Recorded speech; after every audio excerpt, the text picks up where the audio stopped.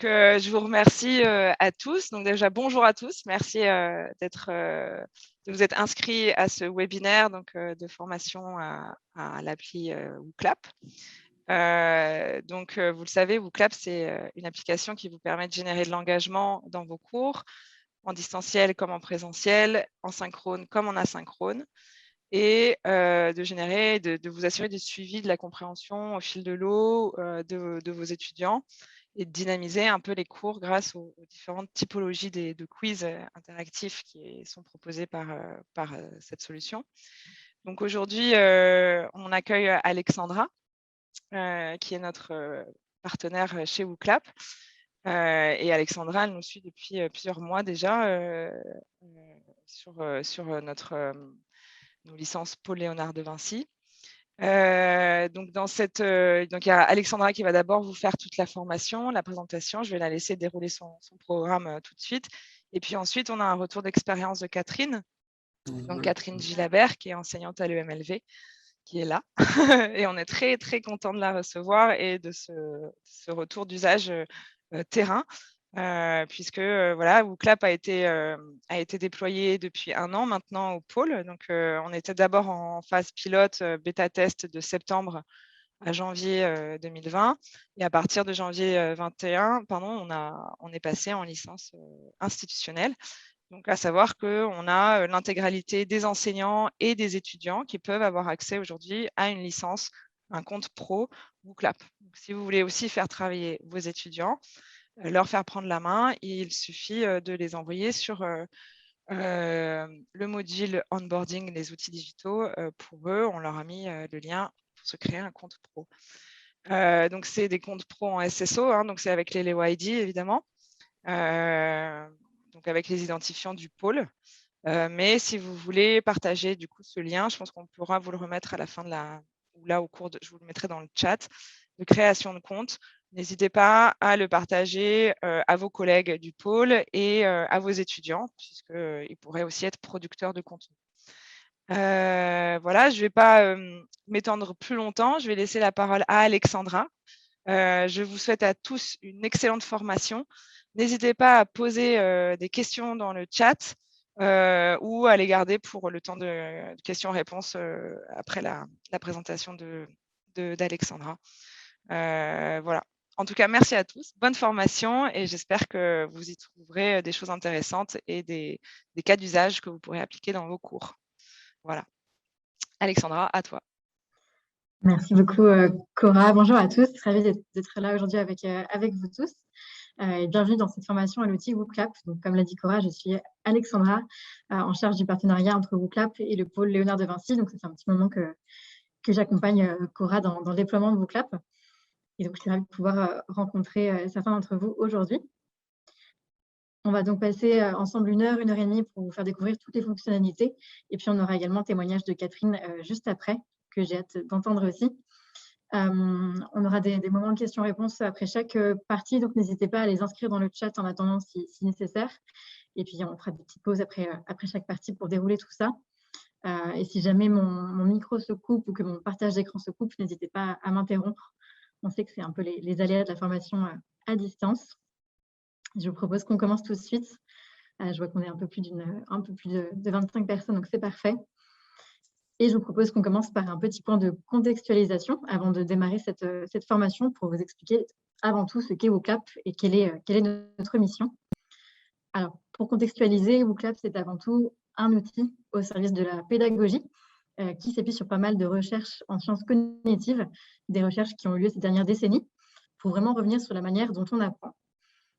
Et donc, parmi ces recherches en sciences cognitives sur lesquelles WooClap s'est appuyé, il y a la théorie de Stanislas Dehaene, qui est un neuroscientifique français d'ailleurs, selon qui il y aurait 4 piliers fondamentaux de l'apprentissage. Alors, ces 4 piliers sont ceux que vous voyez là à l'écran. Le premier pilier, c'est l'attention. Capter l'attention d'un apprenant, c'est vraiment la chose primordiale pour qu'il puisse apprendre quelque chose. Et donc, la grande question qui se pose aujourd'hui, c'est comment capter l'attention d'un apprenant. La question se posait avant en présentiel. Comment faire en sorte qu'un apprenant ne soit pas sur son smartphone ou sur ses réseaux sociaux pendant que l'enseignant fait cours.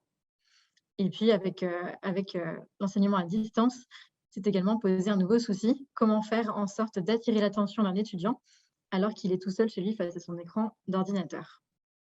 Donc ça, c'est le premier pilier. Nous avons également ici le deuxième pilier, qui est l'engagement actif. Donc, susciter la participation et engager les apprenants. Comment faire en sorte que vos apprenants aient une vraie image mentale de ce que vous êtes en train de raconter, qu'ils n'assistent pas seulement au cours de façon passive. Le troisième pilier, qui s'appelle retour d'information, et bien, ça va être également de se poser la question, comment est-ce qu'en tant qu'enseignant, je vais pouvoir mesurer le niveau de connaissance et de compréhension de mes étudiants en temps réel, pas toujours très simple. Et puis, d'un point de vue étudiant, c'est aussi important pour moi d'avoir un retour immédiat sur mes réponses, savoir pourquoi est-ce que c'est correct, pourquoi est-ce que ce n'est pas correct. Donc, c'est vraiment le troisième pilier selon Stanislas Dehaene. Et enfin, le quatrième pilier, il s'agit de la consolidation. Donc, faire en sorte que ce qui est dit et appris pendant le cours soit vraiment mémorisé sur le long terme. Et donc, pas seulement bachoter 2-3 jours avant les examens et puis oublier par la suite. Alors, les fondateurs de WooClap ont fait le constat qu'il était très souvent compliqué pour les enseignants de répondre à ces 4 piliers fondamentaux de l'apprentissage. Et donc, c'est pour cela qu'ils ont travaillé avec pas mal de neuroscientifiques pour créer un outil qui pourrait répondre à principalement 2 de ces 4 piliers. Donc, l'objectif de WooClap, ça va être dans un premier temps de capter l'attention des étudiants en essayant de rendre les cours les plus interactifs possibles. Et puis, deuxième objectif de WooClap, donc ça a été créé également pour pouvoir mesurer le niveau de connaissance et de compréhension de son auditoire. Pour ceux qui ne connaissent pas encore WooClap, qu'est-ce que c'est? C'est donc une plateforme de questions interactives. On le verra par la suite, il y a des questions de type nuage de mots, brainstorming, QCM, pas mal de types de questions qu'on propose, auxquelles les participants vont pouvoir répondre avec leur smartphone, leur tablette ou bien leur ordinateur. Et les résultats seront collectés en temps réel dans le support de présentation du formateur ou de l'enseignant. Et donc l'objectif, comme on l'a vu, c'est vraiment de rendre les formations plus dynamiques, plus interactives, plus adaptées aussi aux attentes de vos apprenants. Alors avant de passer dans le vif du sujet, j'aimerais vous inviter à vivre l'expérience WooClap d'un point de vue étudiant, donc d'un point de vue participant. Et pour cela, je vais vous inviter à vous connecter à mon événement WooClap. Je vois déjà Cora qui sort son smartphone. Donc, en effet, vous pouvez soit scanner le QR code à gauche de l'interface si vous avez un smartphone, ou bien, si vous préférez participer via votre ordinateur, vous pouvez utiliser ce code que je vais venir copier-coller dans le chat. Si ma souris veut bien. Hop. Voilà. Je vais venir le mettre dans la discussion sur Zoom.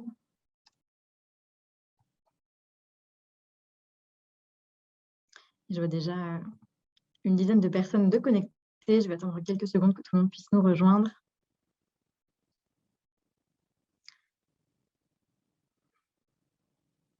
Donc, encore une fois, soit en scannant le QR code si vous avez un smartphone, ou bien via ce lien avec le code Woo Vinci. Désolée, mais le lien ne marche pas sur l'ordinateur là. Alors, je vais peut-être juste rajouter le HTTPS pour que ça puisse s'ouvrir directement.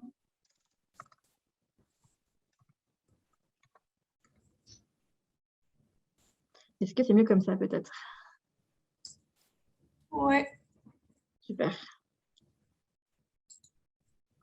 Merci. Je vois qu'on est... Pas de souci. Je vois qu'on a une trentaine de personnes connectées. Je vous propose qu'on commence. Donc, vous pouvez toujours nous rejoindre via le lien qui est dans le chat. Alors, première question que j'ai pour vous aujourd'hui, pour vivre l'expérience d'un point de vue étudiant. Quel est votre sport préféré sur cette image? Je vous laisse cliquer à l'endroit du sport que vous préférez pratiquer. On va voir quel sport est le plus populaire au sein du pôle Léonard de Vinci. Donc, je vois les premiers résultats apparaître.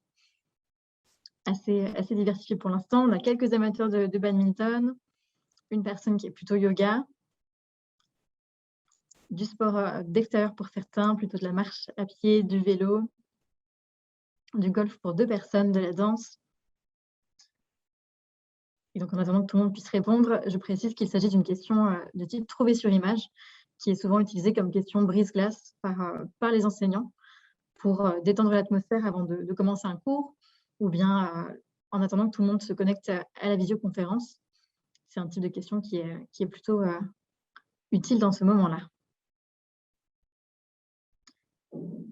Donc, je vois les autres réponses qui arrivent. On a une personne qui est plutôt sport d'hiver, pas mal d'amateurs ou d'amatrices de danse également, et plutôt du renforcement musculaire pour une personne. Merci beaucoup pour vos réponses. Alors, je passe à la question suivante, à la suite. Selon Stanislas Dehaene, de qui je viens de parler en introduction, combien y a-t-il de piliers de l'apprentissage? Je vais masquer les résultats. Et donc, c'est une question qui se base sur la technique de la réplication. Et c'est vraiment un sujet sur lequel WooClap peut venir aider en venant poser une petite question test quelques instants après avoir vu une notion pour vérifier les connaissances des étudiants, vérifier s'ils ont bien écouté. Et puis, ça permet du coup aux étudiants de se rappeler de l'information et donc de l'intégrer dans leur mémoire à plus long terme. Et c'est ici une question de type trouver un nombre. J'avais ajouté un petit compte à rebours pour cette question. Je vais attendre qu'il descende.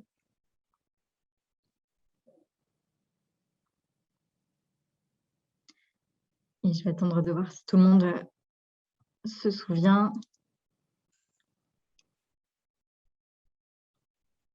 Il n'y a plus que quelques secondes pour répondre.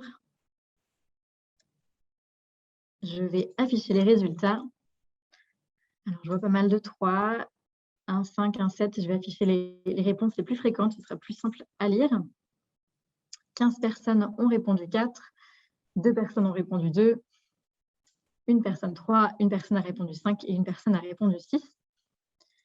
Eh bien, bravo à la grande majorité d'entre vous, puisque en effet, la réponse correcte était 4 piliers fondamentaux de l'apprentissage. Vous êtes 70% à avoir répondu correctement à cette question. Une question suivante de type nuage de mots cette fois-ci. Est-ce que vous avez un mot pour résumer votre rentrée? Je vous laisse entrer le mot qui résume le mieux votre rentrée. Et donc, c'est une question ici, on le verra, de type trouver sur image, de type nuage de mots, qui a souvent un peu cet effet waouh en début de session également auprès des étudiants. Puisque vous le voyez, le nuage bouge très vite et souvent, c'est assez sympa pour commencer une session. Aussi comme question brise-glace en début de séance.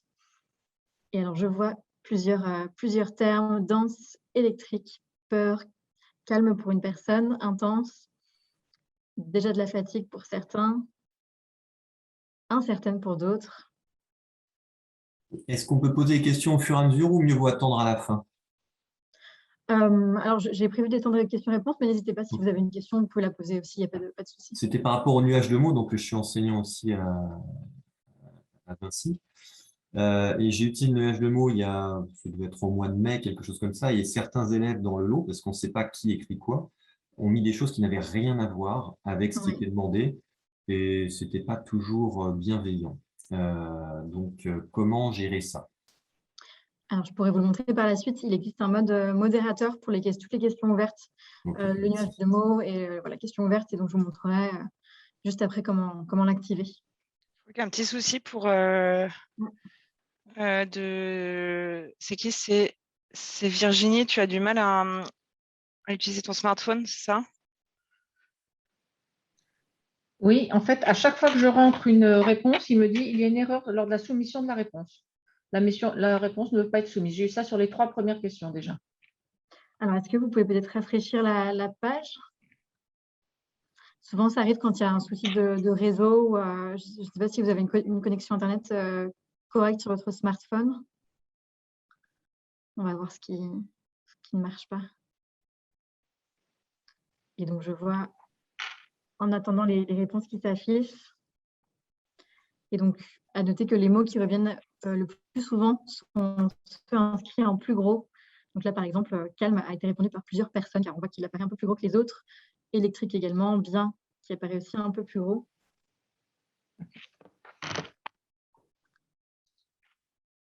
Est-ce que Virginie, ça fonctionne? Oui, ça marchait. Ça a marché là. Ok, super. Alors, il y a une question sur est-ce qu'on peut avoir un nuage de mots sans majuscule? Sans capital, peut-être. sans capital. Pour le moment, les termes s'affichent toujours de cette façon-là. Si jamais vous avez un cas d'usage précis en tête, voilà, dans le cadre, un cadre dans lequel ce serait plus pratique d'avoir les mots en minuscules, n'hésitez pas à me l'indiquer, comme ça je peux faire remonter après aux équipes techniques. Mais pour l'instant, ça s'affiche seulement en capital. Mais merci pour ces réponses. Donc, je vois en effet que les termes qui reviennent le plus souvent, calme, électrique, de la fatigue, et puis intense et dense. Merci pour vos réponses. Et alors, dernière question que j'avais pour vous avant de nous lancer dans la formation. Avez-vous déjà utilisé WooClap d'un point de vue créateur de contenu, donc vraiment d'un point de vue enseignant, puisque là, vous venez de vivre l'expérience d'un point de vue étudiant. Je vois que c'est assez mitigé pour l'instant. Ah, une majorité de oui, tout de même. Je vais relancer un peu le chrono. Alors, 14 personnes connaissent déjà, l'ont déjà utilisé, et c'est la première fois pour 8 d'entre vous. Donc, je vais pouvoir reprendre bien les bases et puis aller un petit peu plus en profondeur pour ceux qui connaissent déjà l'outil. Ça a l'air de se stabiliser. Merci beaucoup pour vos réponses, pour votre participation. Vous avez donc vécu l'expérience d'un point de vue étudiant. Et donc, c'est comme ça que vos étudiants pourront participer à vos futurs événements WooClap. Excusez-moi, est-ce qu'il y a un endroit où on peut poser une question pour dire qu'on ne comprend pas la question? Par exemple, moi, je n'ai pas compris ce que vous voulez dire par pilier d'apprentissage. Alors, on le verra par la suite, il y a ce qu'on appelle le mur de messages, qui est un endroit où les étudiants peuvent poser toutes leurs questions et inscrire leurs commentaires. Je vais montrer juste après. Et pour les piliers de l'apprentissage, je pourrais vous envoyer un petit article qui explique un peu ce que j'ai expliqué très rapidement à l'oral, qui résume vraiment les piliers de l'apprentissage. Mais c'est vraiment toute une théorie neuroscientifique qui est super intéressante et je pourrais vous envoyer l'article, enfin un ou plusieurs articles à ce sujet sur les 4 piliers de Stanislas Dehaene. Je vous propose qu'on passe à la formation avec le plan de formation suivant. Je vais vous montrer dans un premier temps comment créer votre premier événement WooClap en 3 étapes très simples, que ce soit pour vos cours en présentiel ou bien à distance. Puis dans un second temps, donc on fera une petite pause après cette partie-là déjà. Dans un second temps, on verra comment vous allez pouvoir personnaliser votre événement WooClap grâce aux différents paramètres qui existent dans l'application. On refera également une pause après cette partie. Et puis enfin, on pourra également voir ensemble le mode asynchrone, puisque WooClap propose également un mode asynchrone pour interagir avec les étudiants entre les séances de cours. Alors, je vais quitter mon interface et je vais carrément me déconnecter pour vous montrer déjà comment vous allez pouvoir vous connecter à WooClap. Alors, j'arrive ici sur l'interface principale. Excusez-moi, j'ai une petite question. Est-ce qu'on aura accès à un mode d'emploi, à un document à la fin, à l'issue de la formation? Est-ce qu'on recevra un petit mode d'emploi? Oui, bien sûr, j'ai prévu d'envoyer à Cora un document avec toutes les ressources qui existent. On a plein de ressources sur YouTube, on a un centre d'aide avec plein d'articles, on a des petites formations complémentaires. Donc, j'ai tout compilé dans un document que j'enverrai à Cora et je pense qu'elle vous le partagera du coup après la formation. D'accord, merci beaucoup. Aussi, pour compléter les documents d'Alexandra, nous, on a déjà créé un module d'auto-formation sur DVO qui s'appelle Générer de l'engagement avec WooClap. Qui reprend en fait qui reprend les contenus créés par WooClap avec plein de vidéos, des PDF, etc.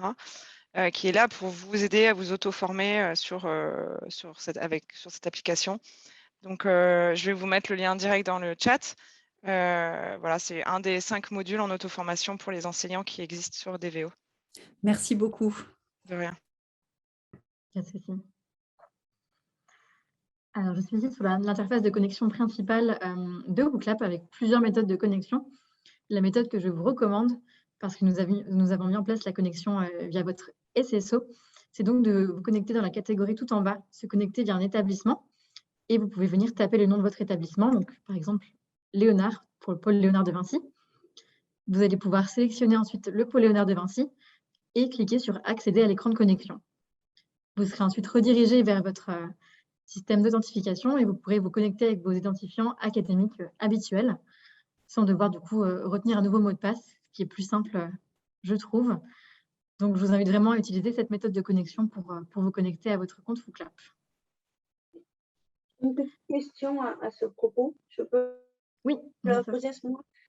Parce qu'en fait, j'ai commencé à utiliser WooClap avant qu'on ait la licence. Voilà. Et donc, j'avais commencé avec donc, j'avais créé un compte avec un mot de passe. Et le problème, c'est que quand je veux me connecter avec le SSO, je ne retrouve plus mes événements. Et donc du coup, voilà, comme je n'avais pas l'information, du coup, j'ai continué avec l'autre mode et non pas le mode Paul-Léonard de Vinci. Est-ce qu'il y a un moyen de dupliquer tout et puis de se reconnecter concrètement avec oui, tout à fait. Ouais. Est-ce que votre ancien compte était lié aussi à votre adresse professionnelle? Tout à fait. Alors, en effet, il y a un moyen de valider la fusion des comptes. Je vais juste vous envoyer le lien dans le chat. Voilà, pour me dire comment faire. Alors, juste que je le trouve. Ou je vous l'enverrai sinon juste après la formation, comme ça. Oui, parce que dans les chats, après, c'est pas pratique. Enfin, voilà, les liens. Je vous l'envoie après, je me note de vous l'envoyer. Voilà, merci. Et dans tous les cas, la procédure sera également dans le document que j'ai partagé avec Cora, donc vous le retrouverez ici aussi pour, si jamais il y a des problèmes de fusion des comptes, il y a une petite manipulation toute simple à faire. Alors, pour ma part, je n'ai pas de compte avec le Paul-Léonard de Vinci, donc je vais venir me reconnecter avec mon email et mon mot de passe. Et cliquer sur « Me connecter ». Donc, voici l'interface sur laquelle j'arrive lorsque je me connecte à mon compte WooClap. Et donc, c'est sur cette interface, je vais retrouver tous mes événements. Alors, un événement correspond à une session de cours, une session de formation, vraiment un événement que vous allez avoir avec vos étudiants. Vous voyez que moi, j'en ai plus de 100. Je les ai classés par dossier, mais voilà, vous pouvez vraiment les organiser comme vous le souhaitez. Et je vous propose qu'on crée ensemble aujourd'hui un nouvel événement. Je vais donc cliquer ici sur le bouton « Créer un événement ».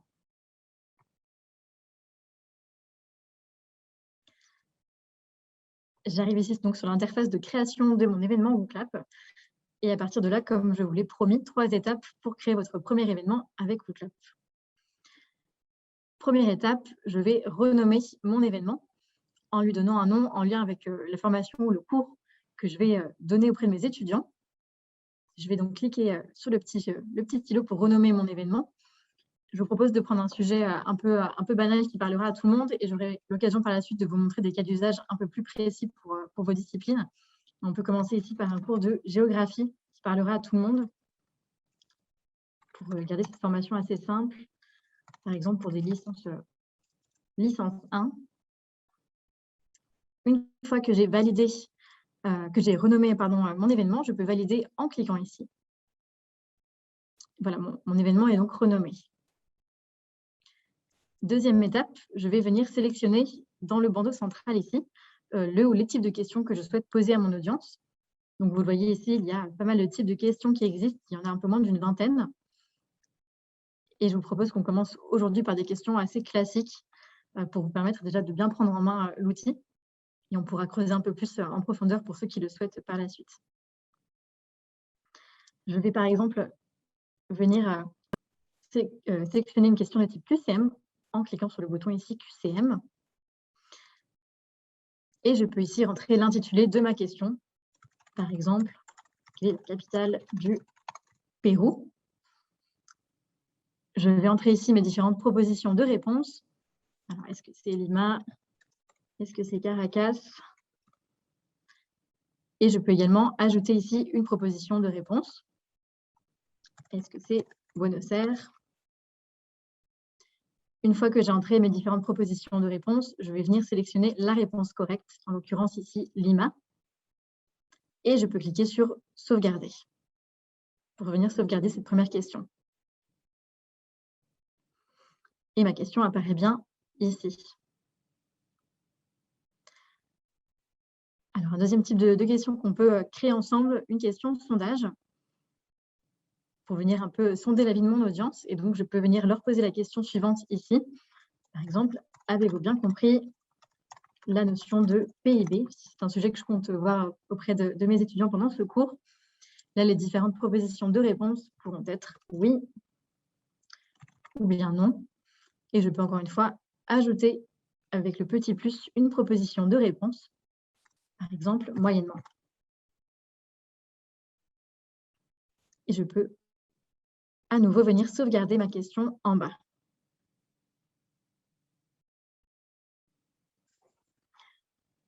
Un troisième type de question, qui est celle que je vous ai montrée juste avant pendant mon introduction, la question de type trouver sur image, qui est très souvent utilisée par les enseignants. Donc, je vais cliquer sur trouver sur image pour créer ce type de question. Et pour cette question, je vais avoir la possibilité de venir télécharger une image depuis mon ordinateur. Donc, par exemple, je peux demander ici à mes étudiants de situer la Bolivie sur la carte. Je vais venir ajouter une image depuis mon ordinateur. Donc, par exemple, ma carte d'Amérique latine, je viens la chercher et elle se charge bien. Une fois que mon image est chargée, je peux venir ajouter une ou plusieurs zones de réponse correctes selon la question sur cette image. Donc là, par exemple, je vais ajouter plutôt un cercle sur la Bolivie qui se trouve juste ici. Je vais l'agrandir un petit peu. Voilà. Et alors, pour cette question, j'ai envie que mes étudiants aient vraiment un temps limité pour répondre. Je n'ai pas envie de passer trop de temps dessus. Donc, je vais pourquoi pas ajouter un compte à rebours qui se trouve dans les paramètres de la question juste ici. Admettons seulement 30 secondes pour les forcer à répondre plus rapidement. Encore une fois, je vais venir sauvegarder cette question. Voilà, donc j'ai renommé mon événement. J'ai créé les différents types de questions que je souhaite poser à mon audience.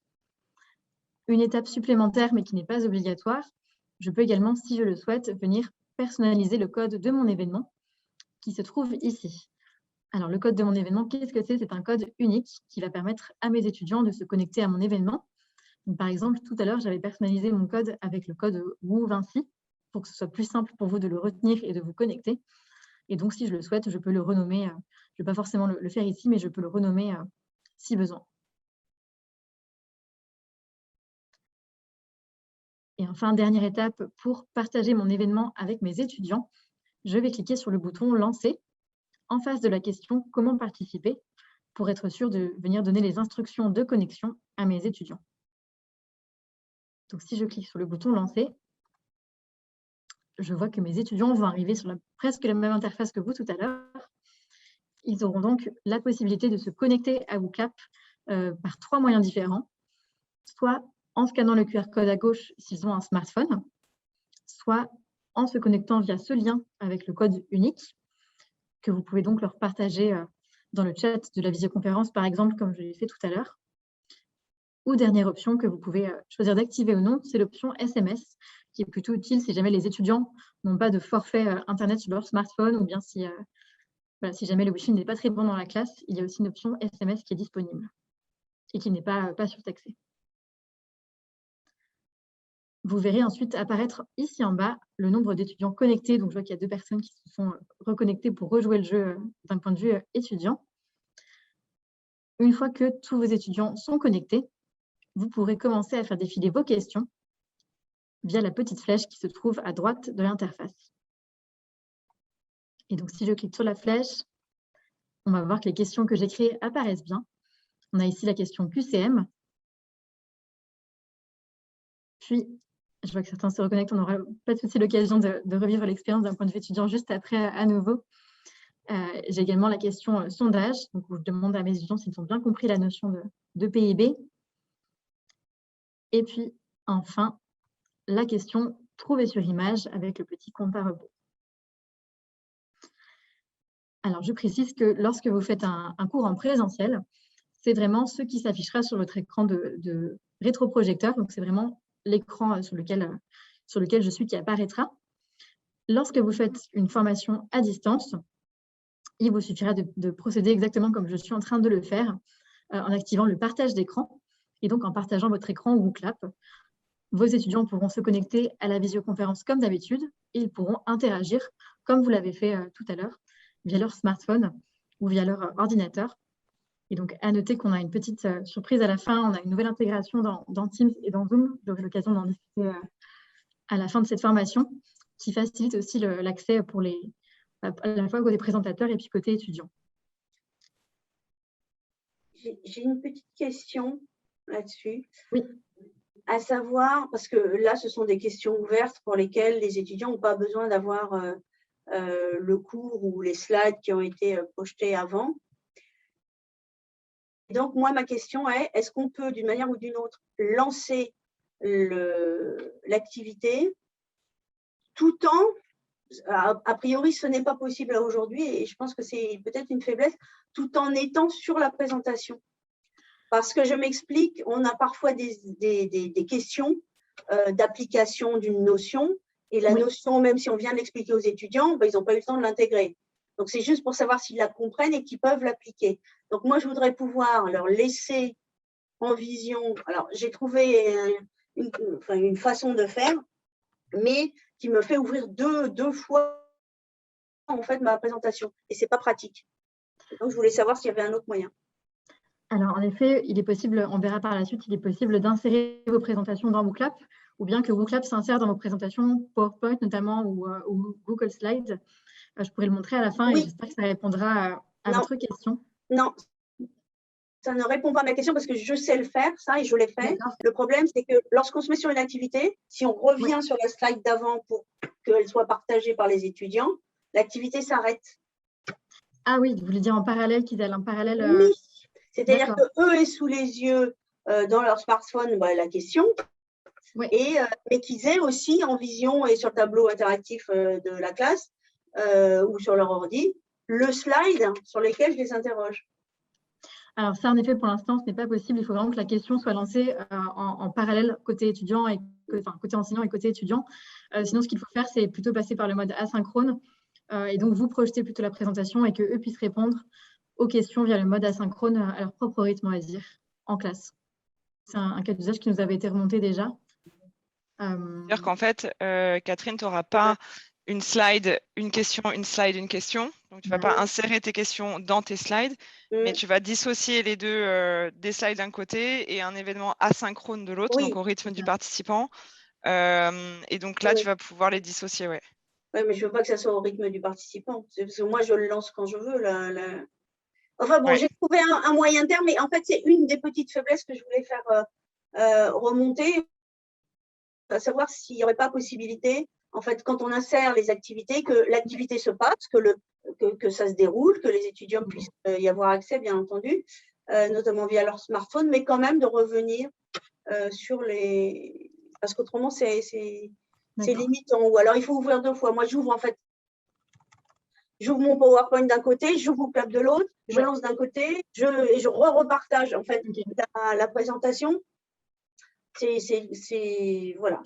Ok, mais j'en prends bien note, pas de souci. J'en prends note et je ferai remonter. Merci beaucoup pour le retour.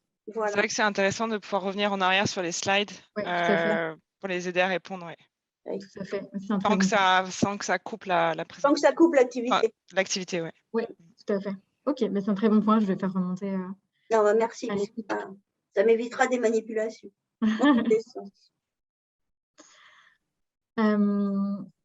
Alors, est-ce qu'il y a des questions jusqu'à présent? Je vais juste reparcourir le chat. Bonjour. Vous m'entendez? Oui, bonjour Émilie. Oui, alors moi j'ai une question, juste peut-être une confirmation. On peut utiliser WooClap à la fois dans un système commodal, en cours hybride? Tout à fait, tout à fait. Voilà, que ce soit en présentiel, à distance, en commodal, en hybride, justement, l'objectif de WooClap, c'est de pouvoir rassembler les étudiants. Donc, c'est vrai qu'en commodal, on a des enseignants qui l'ont utilisé avec leur groupe en classe et leur groupe à distance pour rassembler justement tous les étudiants sur un événement WooClap. D'accord. Donc, en termes d'organisation, voilà, soit c'est le code QR, soit on leur communique l'adresse. Tout à fait, le lien, c'est ça. Merci. Pas de souci. Moi, j'ai une question, Alexandra, je ne sais pas s'il est prévu, mais est-ce que tu as des idées? Parce que nous, là, on a trois typologies d'écoles différentes. Bon, il y a aussi les langues, évidemment, mais d'usage des différentes typologies de questions pour des ingénieurs ou pour pour du management ou J'ai tu vois? prévu de vous montrer après 2 petits événements, un plutôt axé ingénieur et un plutôt axé management ou business, avec D'accord. quelques exemples de questions. Donc, je comptais les montrer après, mais je peux les montrer maintenant, comme vous le souhaitez. Non, suis ton déroulé, mais c'était juste pour savoir si c'était prévu. Oui, j'avais prévu ça. Parce que là, je préfère faire des questions un peu bateau pour bien montrer le fonctionnement de Ouais. la plateforme et ensuite vraiment montrer comment vous pouvez l'intégrer ensuite dans votre pédagogie. Ok. Alors, je regardais s'il n'y avait pas d'autres questions. Une question qui demandait si WooClap fonctionne mieux avec Chrome, Edge, Safari, tout est plus ou moins pareil. On recommande toujours Chrome ou Safari, qui sont les moteurs de recherche un peu plus puissants, on va dire, mais ça fonctionne voilà, sur tous les moteurs de recherche disponibles.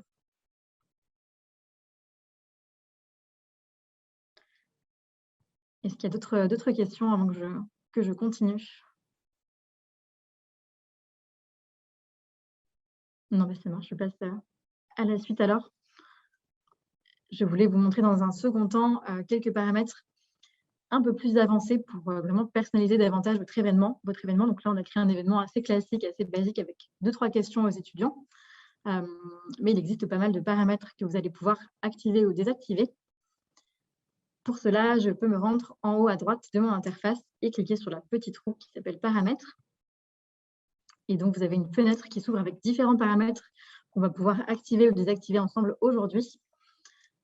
Premier paramètre dont je voulais vous parler, c'est la possibilité d'ajouter une présentation à votre événement WooClap. Donc, si je clique sur « Ajouter une présentation », je vois que je peux importer une présentation ou bien à partir de mon ordinateur, une présentation PDF, PowerPoint ou Keynote si vous êtes plutôt sur Mac, ou bien une présentation Google Slides si vous préférez travailler avec la suite Google. Alors, pour l'exercice aujourd'hui, je vais venir insérer une présentation PowerPoint. Et donc, c'est vraiment une fonctionnalité qui va vous permettre de travailler avec votre support de travail habituel et de venir dynamiser vos slides et vos présentations en venant mixer vos slides et les questions WooClap. On va attendre que ça charge. Voilà, parfait. Une fois que ma présentation est chargée dans WooClap, je vais pouvoir venir y insérer des questions en cliquant sur le bouton ici « Insérer des questions ». On a un petit tutoriel qui s'ouvre, mais je vais vous montrer directement comment procéder.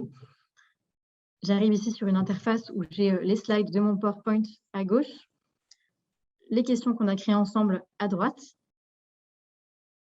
et je vais pouvoir venir faire glisser les questions à l'endroit qui me semble le plus opportun dans ma présentation. Donc, admettons, voilà, j'ai une slide d'introduction, j'ai envie plutôt de faire glisser cette question juste après. Je vais venir la mettre ici. J'ai ensuite une slide sur le PIB par habitant et j'ai envie de savoir si mes étudiants ont bien compris cette notion. Donc, je vais venir faire glisser la question sondage après cette slide. Et ainsi de suite. Voilà, j'ai ensuite une slide sur la Bolivie où je vais venir demander à mes étudiants, avant d'aborder ce sujet, s'ils connaissent, s'ils savent où se situe la Bolivie. Donc, je viens la faire glisser avant. Une fois que vous avez inséré toutes vos questions à l'endroit de votre présentation que vous souhaitiez, il est bien important de toujours intégrer la première question « Comment participer ?» avant votre première question WooClap ou au début de votre présentation pour être sûr de bien donner les instructions de connexion à vos étudiants. Donc là, par exemple, je vais venir la faire glisser avant ma première question WooClap. Une fois que votre présentation est terminée avec vos questions WooClap, vous pouvez cliquer sur « Sauver » en bas de l'écran.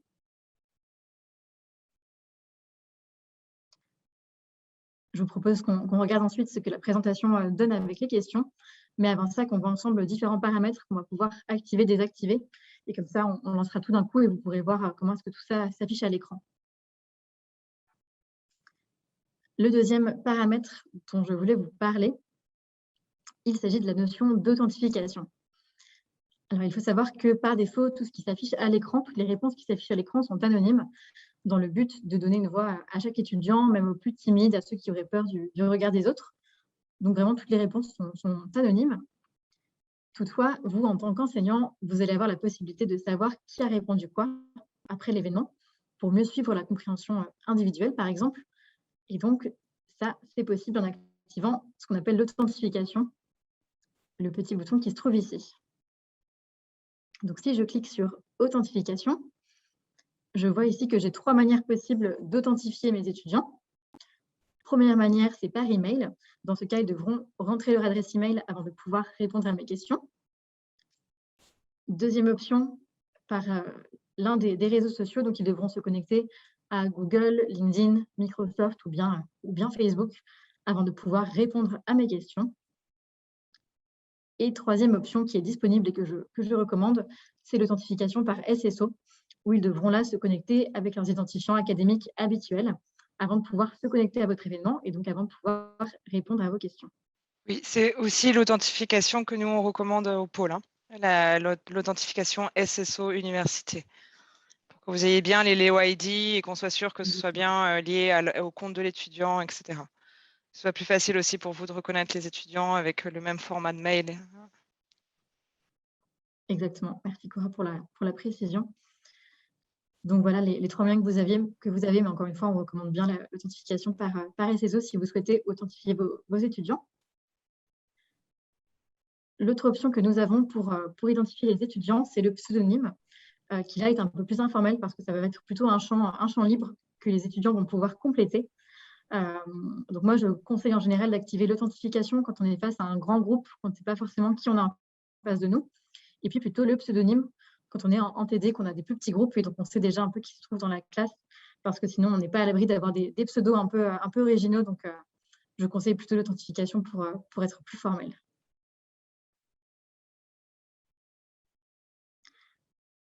Autre paramètre intéressant, il s'agit des résultats visibles par défaut. Alors, ce paramètre, s'il est activé, signifie que les résultats vont s'afficher directement à l'écran, comme c'était le cas tout à l'heure. Et donc, par exemple, je vois que quelqu'un a levé la main, allez-y. Donc, si on active l'authentification, les gens qui ne se connectent pas ne peuvent pas participer.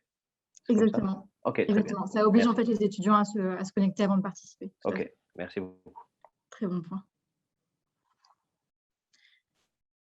Donc, les résultats visibles par défaut signifient que les résultats des étudiants vont s'afficher directement à l'écran. Et par exemple, un étudiant qui répond un tout petit peu après ses camarades pourrait être influencé par les réponses des autres et donc répondre en fonction des réponses des autres. Donc moi, je vous conseille de le désactiver si vous souhaitez que tous vos étudiants répondent avant d'afficher vous les réponses de chacun et puis la réponse correcte. Je le désactive ici, comme ça, lorsque je vais lancer ma présentation, on pourra voir comment ça s'affiche et ça vous parlera peut-être plus avec un visuel. Oui, je ne comprends pas. C'est quand on clique sur regarder les résultats. Tant qu'ils sont en train de voter, ils ne les voient pas, les résultats aussi. Alors justement, si le bouton résultat visible par défaut est affiché, ils pourront voir les résultats des autres, pas la réponse correcte, mais ils pourront voir les résultats de leurs camarades qui s'affichent déjà à l'écran et donc ils pourraient être un peu influencés. Donc c'est pour ça que voilà, ça dépend du type de cours que vous donnez, mais je peux vous conseiller de le désactiver si vous souhaitez que tout le monde réponde sans s'inspirer des réponses des camarades. Autre paramètre intéressant, dans tous les contextes, que ce soit en présentiel ou bien à distance, le bouton « Je suis perdu ». Alors ce bouton « Je suis perdu », si je l'active, il signifie que mes étudiants auront un petit bouton « Je suis perdu » sur leur interface et qu'ils vont pouvoir l'activer pour notifier l'enseignant qu'ils ont perdu le fil du cours, qu'ils ont mal compris une notion. Donc je vais l'activer ici, comme ça vous pourrez tester également de votre côté. Et donc moi, en tant qu'enseignante, ça va me permettre de savoir, OK, sur ma classe de 20 étudiants, j'en ai 10 qui sont perdus, il va vraiment falloir que je revoie cette notion avant de passer à la suite. Donc encore une fois, pour bien mesurer la compréhension de votre groupe, je vous conseille de l'activer en général. Dernier paramètre dont je voulais vous parler avant de lancer ma présentation avec tous ces paramètres personnalisés, il s'agit du mur de message. Et donc, ça va peut-être répondre à une question qu'il y avait eu tout à l'heure. Le mur de message ne se trouve pas ici, mais il faut revenir juste là pour le trouver dans l'onglet Messages. Ce mur de message, qu'est-ce que c'est? Eh bien, il va donc permettre aux étudiants, encore une fois, dans l'optique de donner une voix à chacun, même aux plus timides ou à ceux qui n'oseraient pas intervenir à l'oral. Ce mur de message va permettre aux étudiants de poser leurs questions ou d'inscrire leurs commentaires sur ce fameux mur. Et donc, vous pouvez choisir de l'activer ou non. Je vais l'activer ici, par exemple. Sur ce mur de message, vous pouvez également autoriser ce qu'on appelle les likes, qui vont permettre aux étudiants de liker les questions de leurs camarades ou de liker les commentaires, par exemple, s'ils partagent le même avis pour un commentaire ou s'ils se posent la même question. Et donc, moi, en tant qu'enseignante, ça va me permettre de prioriser. Par exemple, si j'ai une question d'un étudiant avec 50 likes, je sais que c'est une question que beaucoup de personnes se posent, et donc je vais vouloir y répondre en priorité. Donc, encore une fois, c'est un paramètre que vous pouvez choisir d'activer ou de désactiver. Et enfin, sur ce mur de messages, vous allez avoir la possibilité d'autoriser ou non des images, ce qui peut être utile dans certains cas. Par exemple, si les étudiants doivent poster une photo, une formule mathématique, un schéma qu'ils auraient dessiné, ça peut être utile d'autoriser les images et donc ils pourront directement prendre une photo avec leur smartphone et le poster sur le mur de messages. Je vais donc l'activer ici aussi. Alors, je vous propose qu'on lance maintenant la présentation avec tous ces paramètres activés ou désactivés, comme ça on va pouvoir voir ce que ça donne en temps réel. Je vais donc cliquer sur le bouton lancer en dessous de ma présentation. J'arrive ici sur ma présentation, donc la slide de mon PowerPoint. Si je clique sur continuer avec ma petite flèche à droite, j'ai une slide d'introduction. Et lorsque je continue encore, eh bien, je retombe sur l'interface de tout à l'heure. Donc là, si certains veulent à nouveau rejouer le jeu, n'hésitez pas. Donc la slide avec les instructions, je vais mettre ce code-là dans le chat si certains veulent participer. Encore une fois, lorsque tous mes étudiants sont connectés, je le vois ici en bas, je peux commencer à faire défiler les questions. Alors, première question WooClap, qui était la question sondage. Vous le voyez ici, puisque nous avons désactivé les résultats par défaut. Les résultats ne s'affichent pas à l'écran directement comme tout à l'heure. J'ai le petit chiffre ici qui m'indique que 6 personnes ont déjà répondu. 7 personnes, donc le chiffre augmente. Et lorsque tous mes étudiants ont répondu, je vais choisir d'afficher moi les résultats en cliquant sur le petit bouton ici à gauche. Donc sur le bouton résultats. Je peux ensuite comparer les réponses de mes étudiants et puis ensuite afficher la réponse correcte en cliquant sur le petit V, ce qui va venir bloquer les votes des étudiants, ils ne pourront plus voter. Et donc, je peux justifier pourquoi est-ce que c'est la réponse correcte.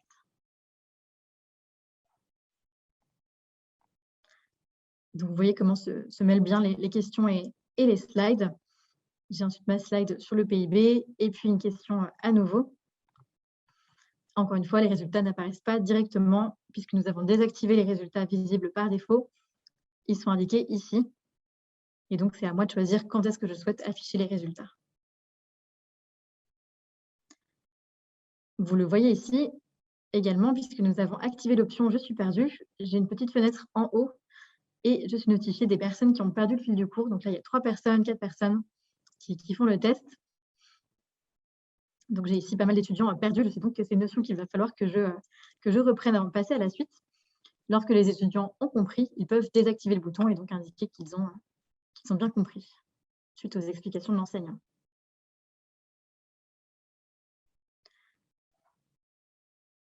Voilà, je peux encore une fois passer à la suite, etc. Et donc, dernière option, puisque nous avons activé le mur de messages, je ne sais pas si certains d'entre vous l'ont trouvé sur leur interface, vous pouvez tester et envoyer un petit message. Et donc, vous le verrez, je serai notifiée ici, en bas, que j'ai reçu des messages de mes étudiants. Voilà, j'ai une petite notification ici. Je peux cliquer sur « Messages » pour aller les voir. Et donc, voilà, je vois les messages de mes étudiants. On a aussi activé le système de likes, donc vous voyez les petits likes qui apparaissent.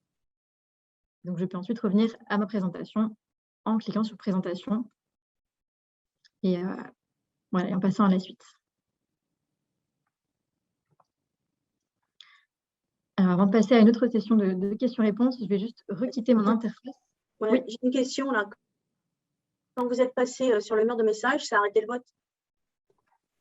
Alors, je pense que ça a arrêté le vote parce que j'avais lancé un petit chrono pour cette question qui du coup, les étudiants ne pouvaient plus voter. D'accord. Je vais pouvoir la relancer. C'est bien ce que d'habitude, hop. Je vais juste relancer modifier le chrono. Hop.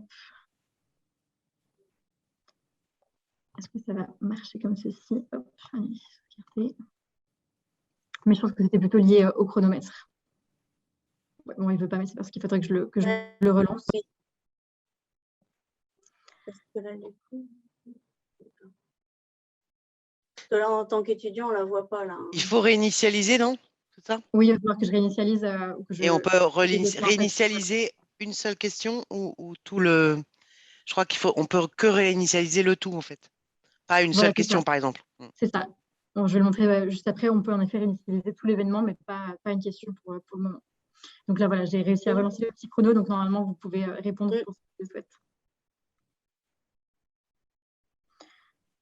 Alors, avant de passer à une seconde session de questions-réponses, je vais requitter mon événement pour vous montrer que WooClap, dans les paramètres, va encore plus loin et vous permet d'analyser les résultats de vos étudiants à votre événement, et ce sous différents formats qui apparaissent ici à droite. Vous avez donc un premier format d'analyse qui est l'export des résultats sous Excel. Si vous souhaitez exporter les résultats pour les analyser de façon offline ou bien sortir des graphiques, une pondération, ou peu importe, vous pouvez donc tout exporter sous Excel.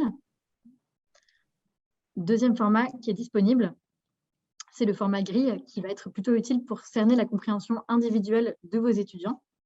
Donc, si je clique sur grille, je vais avoir ici l'ensemble des répondants avec les réponses de chacun, ce qui va me permettre de vraiment cerner la compréhension individuelle, de voir qui a des lacunes sur quel sujet, qui a mal répondu à quelle question, et donc de pouvoir mieux accompagner mes étudiants.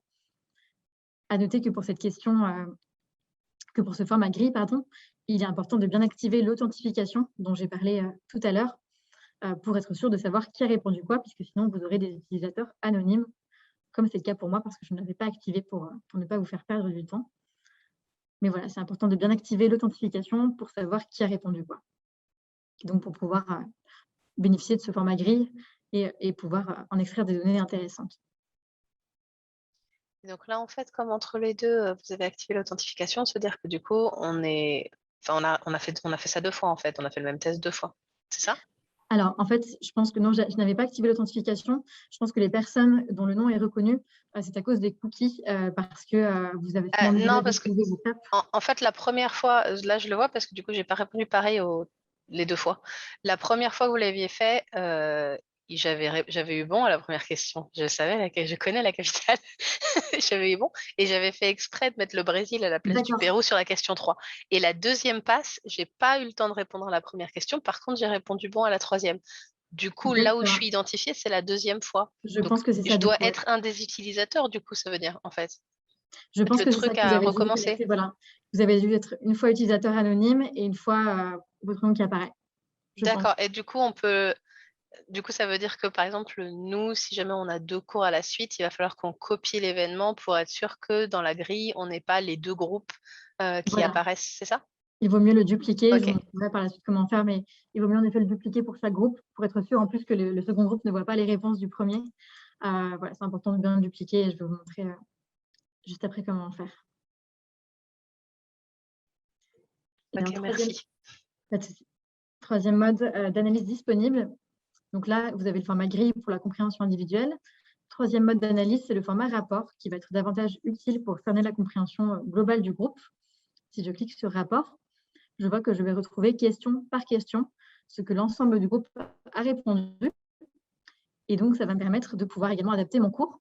Par exemple, si je me rends compte que j'ai 80% de mes étudiants qui ont mal répondu à une question, je sais que c'est une notion qu'il va falloir que je retravaille au cours prochain ou que je revoie avec eux. Et donc, ce format rapport va être utile pour adapter également mon cours la fois suivante. Donc là, je retrouve les réponses de tous mes étudiants. Et donc, je peux exporter cela encore une fois en Excel ou bien ici en PDF aussi. Donc voilà pour ces formats rapports. Et alors, pour répondre à la question de tout à l'heure, nous avons en effet un petit bouton réinitialiser, mais à utiliser avec beaucoup de précaution, parce que si on réinitialise un événement, cela supprime donc les résultats. Ça le remet en fait à 0, donc on conserve les questions, mais pas les résultats. Si jamais vous souhaitez réinitialiser un événement, je vous conseille de bien exporter les résultats avant pour ne pas perdre les résultats de vos étudiants. Voilà, donc plutôt dupliquer si vous avez plusieurs groupes. Voilà. Et d'ailleurs, si vous avez je ne sais pas si tu comptais le présenter, Alexandra, mais si vous êtes responsable pédagogique, par exemple, et vous avez des enseignants, des intervenants extérieurs qui travaillent pour vous, dans le cadre de votre module, et qui veulent et auxquels vous voulez passer en fait vos événements WooClap qui reproduisent un peu les mêmes enseignements que vous, vous pouvez leur donner accès au code. Ça, c'est intéressant, c'est important pour nous. Je pense que Alexandra, je ne sais pas si tu peux leur présenter où c'est. Alors, je vais le présenter, je vais même aller plus loin en vous présentant une grosse nouveauté qui est sortie cette semaine, qui s'appelle la collaboration et qui va répondre, je pense, à ce besoin. Donc là, j'étais juste en train de montrer comment dupliquer un événement. En effet, si vous avez un événement auprès de plusieurs groupes différents, je vous conseille plutôt de le dupliquer. Et donc, il faut revenir sur la page avec vos événements et cliquer sur dupliquer, ce qui va venir dupliquer votre événement. Et là, en effet, très bon point, Cora. Il est possible, on essaie vraiment de rendre WooClap collaboratif entre eux. On sait que beaucoup d'enseignants travaillent les uns avec les autres, certains ont des assistants, certains dirigent des groupes avec plusieurs enseignants. Et donc, c'était important de pouvoir rendre WooClap collaboratif. Et vous avez désormais plusieurs options pour partager votre événement avec quelqu'un. Alors, si je vais dans la partie plus d'options qui se trouve ici, on a une partie avec des options plutôt avancées que je ne vais pas présenter ici parce qu'elles sont vraiment un peu plus complexes et plus avancées, mais il y en a quelques-unes qui nous intéressent. Première option pour partager un événement avec quelqu'un, c'est simplement en lui partageant le code. Si jamais vous souhaitez juste transmettre un événement à un autre utilisateur, dans ce cas, vous pouvez cliquer ici sur « Partager cet événement avec un autre utilisateur en lui donnant le code ». Et vous pourrez ensuite copier-coller le code et lui transmettre par email ou par Teams ou peu importe. Il pourra donc l'importer sur son compte. Donc ça, c'est la première option. Donc par exemple, si je teste ici, hop.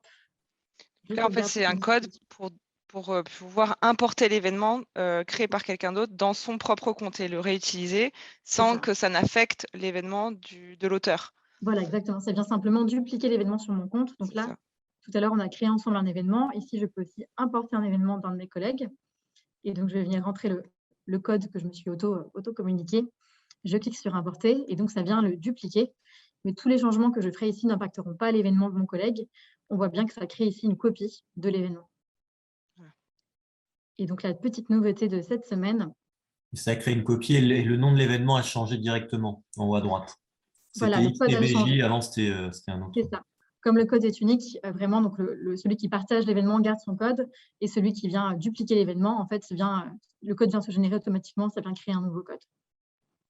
Oui, mais les étudiants, ils ont eu le code, donc ça voudrait dire qu'ils pourraient importer. Ça voudrait dire en effet que des étudiants un peu malveillants qui ont le code pourraient l'importer également. Donc, ça, faire attention. Si jamais vous savez que votre collègue il ne faut pas laisser cette option ouverte.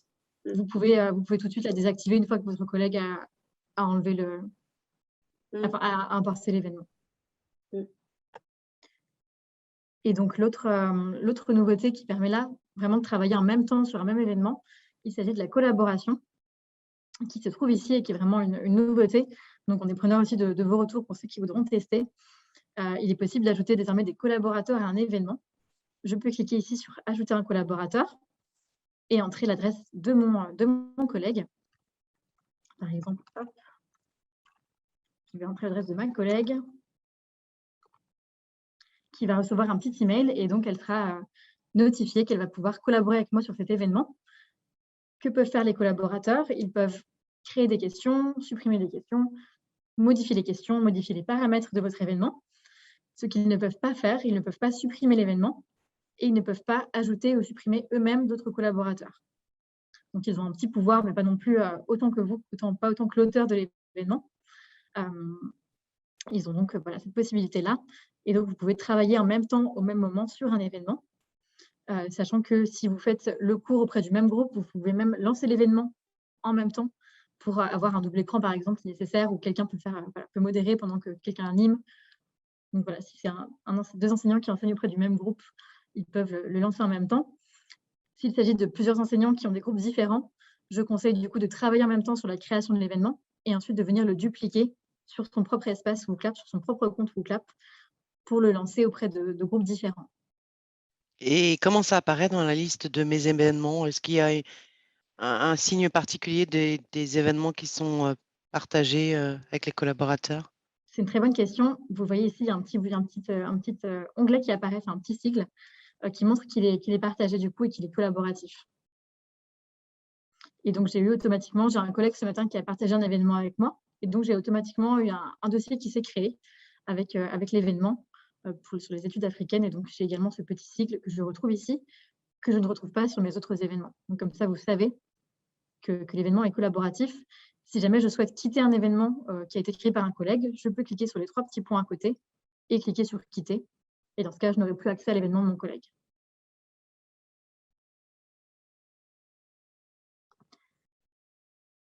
Alors, ça fait beaucoup de paramètres. Est-ce qu'il y a une base de données à Vinci par rapport aux différents événements?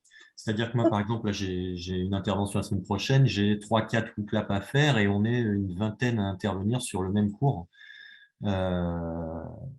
Jusqu'à présent, il n'y a pas eu ça. Là. Depuis que j'utilise WooClap depuis janvier à peu près, il n'y a pas eu ce genre de choses. Est-ce que c'est quelque chose qui est prévu au niveau des 3 facs de faire une sorte de base de données de WooClap pour les partager ensuite avec les formateurs et les enseignants?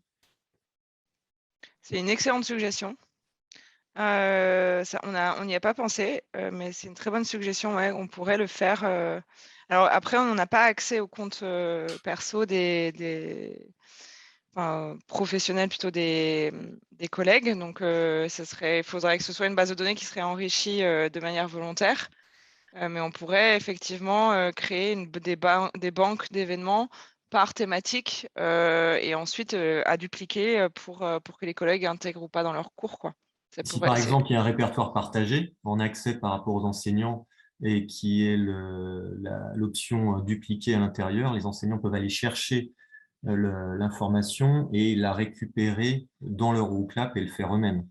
Et ça permet aussi de le lier avec le PowerPoint, parce que c'est quand même plus pratique d'avoir tout intégré dans le PowerPoint plutôt que d'ouvrir et PowerPoint, question, PowerPoint, question, PowerPoint, question. C'est possible ça, Alexandra? Oui, tout à fait. Ça pourrait être, avec la collaboration, ça rend ça possible maintenant, en effet. Donc, on peut organiser un nouveau dossier partagé à tous. Ouais. OK. Et donc, du coup, il pourrait venir. Mais comment est-ce que c'est visible sur ceux des autres, sur les comptes pro des collègues? Alors, il faut le partager de manière individuelle. C'est lié à DVO. En fait, sur DVO, chaque enseignant on a accès à des informations, à des répertoires, à des données. Peut-être que ça peut être lié au cours. C'est lorsqu'un cours est ouvert pour un enseignant, avoir un répertoire partagé qui s'appelle WooClap, tout simplement, sur lequel on peut aller chercher des informations. OK, il faut qu'on creuse. C'est une super. Non, c'est une très bonne idée, ouais. Ouais, à creuser, en tout cas, c'est une super idée. Ouais, il faut voir comment est-ce qu'on peut mettre techniquement ça en place. On va regarder ça dans notre département Inopeda. Ouais. On va voir comment est-ce que c'est techniquement faisable. Merci. Merci Julien, c'est une bonne suggestion. Je suis certain que c'est possible. Hein. J'ai déjà fait ce genre de choses sur d'autres thématiques, services info. Ils sont sûrement capables de gérer ça. Yes, on va voir, ouais. Merci. Je vois qu'il y a une question sur le mode compétition. C'est vrai que je n'ai pas parlé du mode compétition, qui se trouve également dans les paramètres. Je pense que Catherine en parlera. Le mode compétition permet d'ajouter un peu de challenge à vos cours avec vos étudiants et donc de venir les mettre en compétition comme son nom l'indique. Et donc, ce mode compétition permettrait d'afficher des petits podiums quand vous le souhaitez lors de votre présentation de WooClap. Ça peut être le top 5, le top 10, le top 20. Et donc, ce sera vraiment le seul endroit où apparaîtront les noms des étudiants, parce que c'est plutôt quelque chose de positif d'être dans le top 5. Donc, pour ça, je vous conseille de bien activer l'authentification pour activer le mode compétition et donc savoir qui a répondu quoi. Et vous pourrez donc afficher de temps en temps les petits podiums, savoir qui est dans le top 5, qui est dans le top 10 ou peu importe. Je n'entre pas plus dans le détail parce que je vois que Catherine va en parler. Il y a une question sur le mode compétition. Non, je suis perdue. Est-il à déconseiller avec 400 étudiants? Alors, je n'avais pas vu en effet.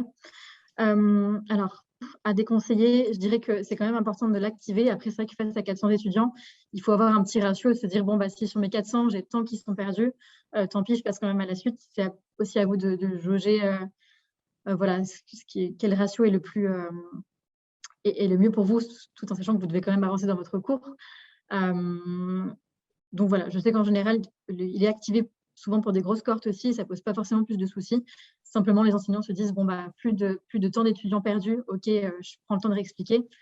S'il y en a à les 30 qui sont encore perdus, ils pourront venir me voir à la fin du cours ou on pourra en discuter de façon asynchrone, mais j'avance sur mon cours. Mais d'ailleurs, comment ça se remet à zéro, là, le compteur de « je suis perdu » au fait? C'est les étudiants qui le désactivent eux-mêmes une fois qu'ils ont compris sur l'interface. Je peux relancer la présentation. Ok. Il n'y a pas un bouton pour effacer tous les… Non, c'est vraiment eux qui sont maîtres d'activer ou désactiver sur leur interface le petit bouton. Oui. Donc, comme ils ne le font pas systématiquement, moi, je vous ferai mon retour d'expérience. Moi, je n'utilise pas ce bouton. D'accord.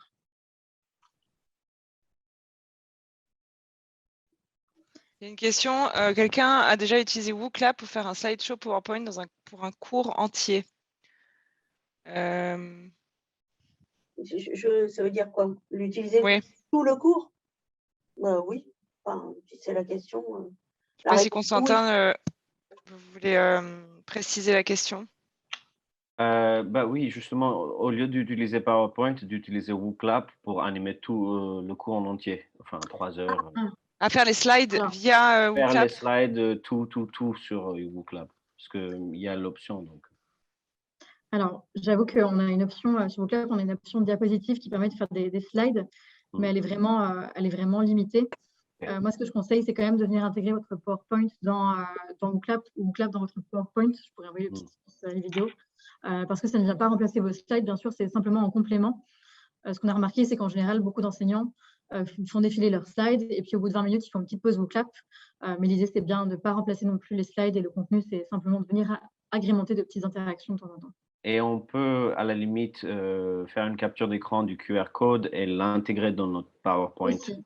Tout à fait. Et avec le code, WooClap, voilà. Oui, tout à fait. Mais de manière générale, on a une petite intégration WooClap dans PowerPoint qui vous permet d'insérer vos questions dans PowerPoint et donc d'insérer cette question avec le QR code aussi. D'accord. Je pourrais envoyer le petit tuto à ce sujet. À titre d'expérience, je trouve que c'est plus facile et ça crée plus d'animation parce que quand on importe la présentation dans WooClap, on perd les animations de PowerPoint. Et puis, si on est plusieurs intervenants sur un même module, la présentation est figée après. On ne peut plus faire de modifications dans la présentation. Moi, je préfère faire l'inverse. C'est-à-dire que dans mon PowerPoint, j'ai mis le complément WooClap dans PowerPoint et j'importe les activités WooClap dans mon support de présentation. Oui, merci beaucoup Virginie pour le témoignage. Et c'est aussi ce que je recommande parce qu'en effet, je n'ai pas précisé, mais lorsqu'on insère un PowerPoint dans WooClap, on perd les animations, les liens hypertextes. Et donc, si vous souhaitez tout conserver, je conseille de procéder comme l'a dit Virginie. Ouais, et puis il est figé, on ne peut plus partager. Voilà. Si on veut partager la presse avec quelqu'un d'autre, ça fige. Ouais, c'est pour ça qu'on avait décidé de créer le petit complément dans PowerPoint pour résoudre ce problème-là. Parce que... Et est-ce que le fait d'intégrer l'animation WooClap dans PowerPoint permet de lancer l'activité et de revenir sur la slide ou toujours pas? Toujours pas, malheureusement. Non, toujours pas. J'ai bien noté, mais malheureusement. Non, mais c'était, voilà. Pour savoir si c'était vraiment. D'accord. Non, mais c'est toujours un très bon point. Et ouais.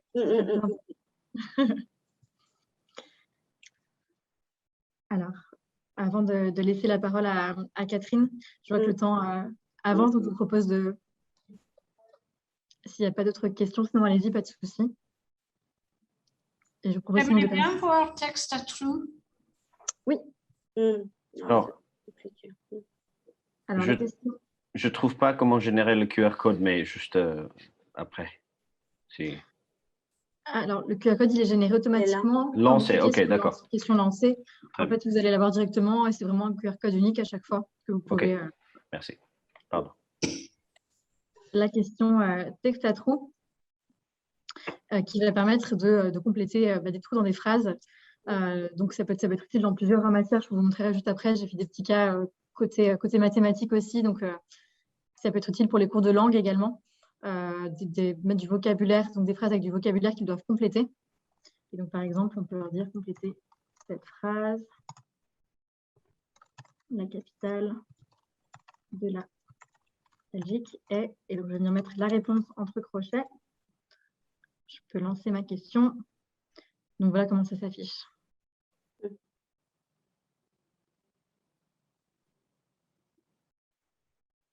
J'espère que ça répond à la question.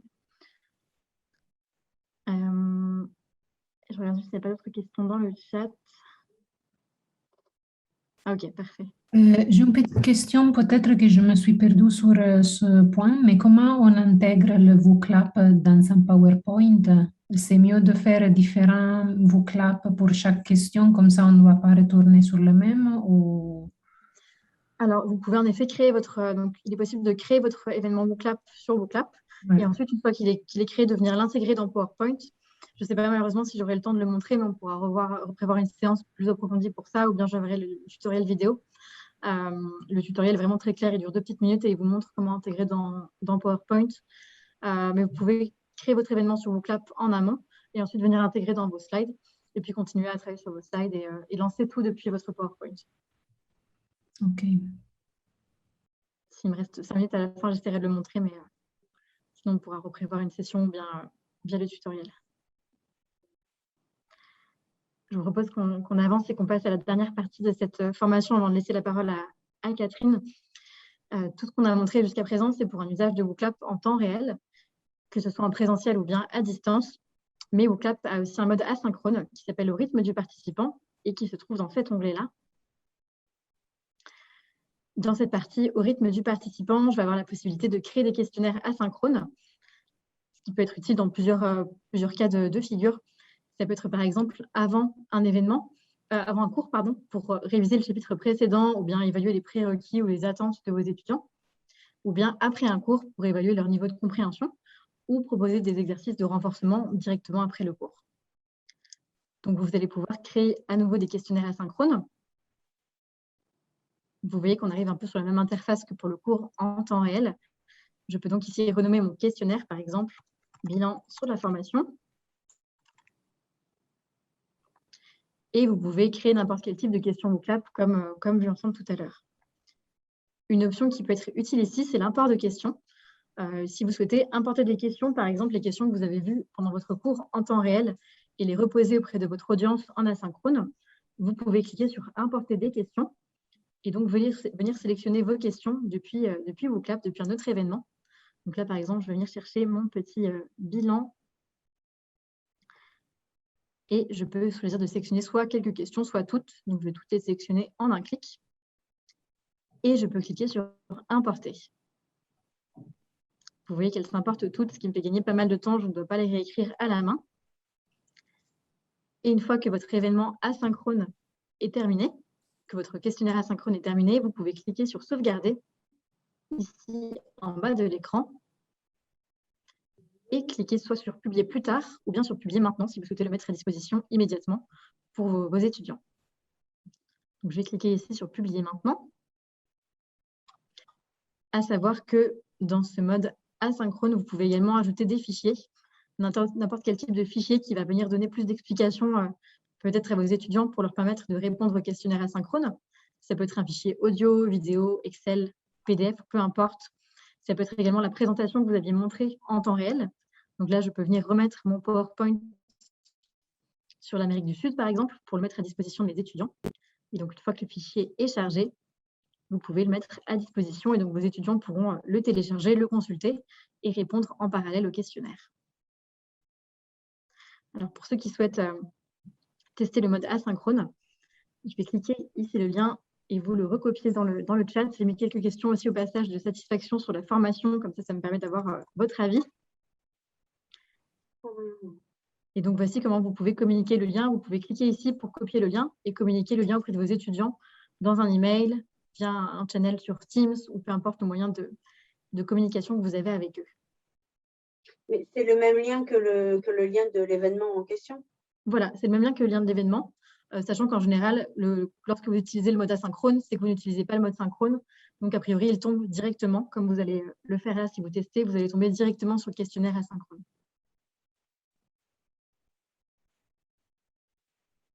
Puisque le mode synchrone ne se lance en fait que lorsque vous cliquez sur le petit bouton « Lancer ».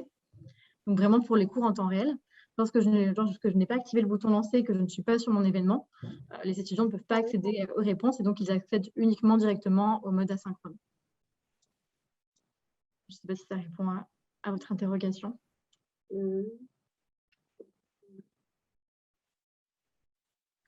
Et pour ce mode asynchrone, je précise également que puisqu'il est compliqué d'analyser la compréhension des étudiants déjà à distance et encore plus en asynchrone, vous avez là aussi à disposition les deux modes d'analyse qui sont le format grille et le format rapport. Donc, pour rappel, le format grille pour la compréhension individuelle et le format rapport pour la compréhension globale du groupe. Donc, voilà comment ce mode asynchrone vient compléter finalement vos interactions en temps réel avec vos étudiants. J'ai une question par rapport au questionnaire. Lorsqu'on importe des informations, j'ai vu qu'il y avait la possibilité d'importer WooClap, ce qu'on a déjà, ou du WooFlash. À quoi ça correspond? Alors, WooFlash, c'est un autre outil qu'on a développé, un outil complémentaire à WooClap, qui va plutôt être utile pour le suivi des progrès des étudiants. Donc, WooClap vient plutôt en temps réel pour de l'interaction auprès de votre classe. WooFlash va être davantage utile pour le suivi des révisions des étudiants et pour accompagner les étudiants essayer de les rendre plus autonomes possible dans leur révision, mais également les accompagner de façon individuelle. Et donc, pour l'instant, je pense que vous n'avez pas encore de licence WooFlash. On devait en discuter un peu plus tard. On va voir si c'est possible de lancer quelque chose. Ce n'est pas forcément le moment, mais en tout cas, c'est un outil complémentaire. Ok, d'accord, merci. Voilà. Et on a vu qu'il y avait Brightspace aussi. Oui, très bon point. Lorsque vous importez des questions, vous pouvez aussi importer donc, depuis WooClap, depuis WooFlash, qui est notre autre outil, depuis Excel, avec un petit format à respecter. Vous avez le template ici, ou bien depuis Brightspace. Et j'ai mis justement le lien vers le tutoriel dans le fichier ressources que je t'enverrai par la suite, Cora. Ouais. Donc, c'est possible d'intégrer directement un fichier Brightspace. Brightspace, c'est DVO. Hein.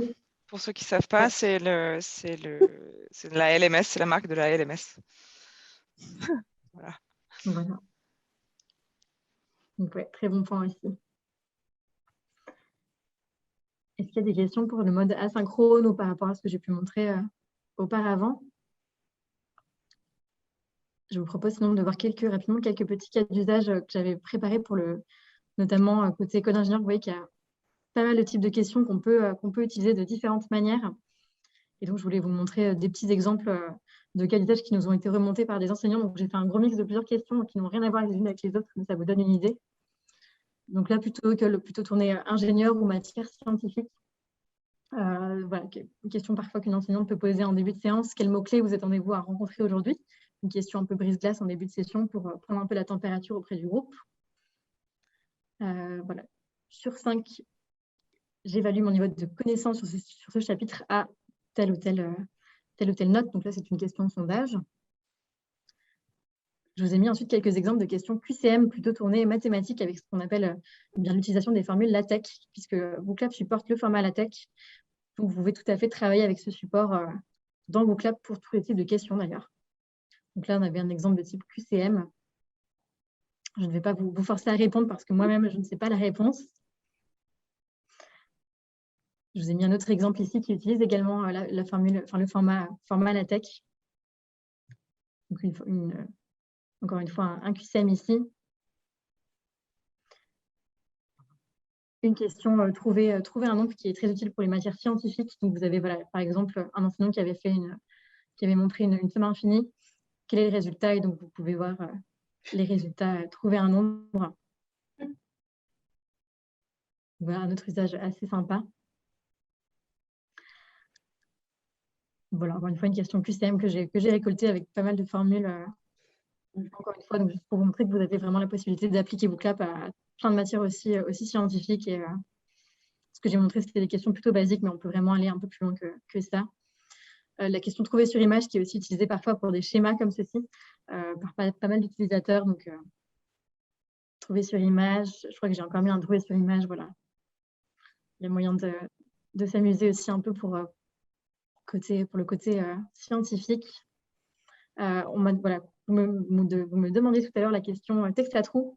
Voilà typiquement un usage d'un texte à trous côté plutôt scientifique, avec une question sur une population de renards. une modélisation. Et donc, dans ce cas-là, les étudiants doivent compléter les différents champs. Il y a 3 champs ici à remplir.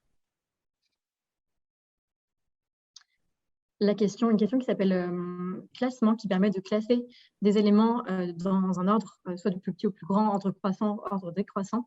Et donc là, qui peut être utilisé dans ce cas-là pour classer les ensembles du plus petit au plus grand. Donc voilà quelques exemples. Et donc c'est une question que j'aime bien, une question échelle qui est souvent utilisée à la fin de session par les enseignants et donc qui permet un peu de mesurer plusieurs aspects de la part des étudiants. Par exemple, j'ai compris le cours en sortant. Donc là, les étudiants peuvent noter de 1 à 5 leur compréhension du cours. Est-ce que le niveau sonore était OK? Est-ce que les documents distribués pour le cours sont convenables? Etc. etc. Donc une petite question échelle que beaucoup d'enseignants utilisent plutôt à la fin du cours. Voilà, et je pense que c'était tout pour celui-ci. Donc, ça vous montre aussi un petit peu l'étendue des possibilités de WooClap pour les types de questions. Et avant de laisser la parole à Catherine, je pense que j'avais juste un autre petit événement, plutôt côté business. Je vous ai remontré ici un petit cours qu'on a créé d'ailleurs chez WooClap pour une école de commerce auprès de qui on a fait une formation sur le business model software as a service, donc un type de cours un peu management qui peut être utilisé. Et donc, je voulais également vous montrer le type de questions qu'on pouvait créer pour ce cours-là, plutôt école de commerce, école de management. Donc là, voilà, une question de sondage pour prendre un peu la température en début de cours. Est-ce que vous avez déjà entendu parler de ce concept, de ce type d'entreprise? À quoi vous fait penser le mot churn? Donc là, c'est plutôt un nuage de mots également pour voir un peu les connaissances des étudiants sur un concept avant de l'aborder. Je pense que j'avais intégré ça dans une petite présentation. Donc, voilà, encore une fois, une question, trouver un nombre après combien de mois le client sera-t-il rentable pour l'entreprise? Donc, il y a vraiment moyen d'adapter les différents types de questions à différents contextes. Que pourriez-vous faire pour améliorer la trésorerie? Donc là, c'est plutôt une question ouverte pour voir un petit peu les connaissances des étudiants. Une question trouvée sur image qui peut être aussi utilisée ici. Quel graphe correspond à un churn négatif?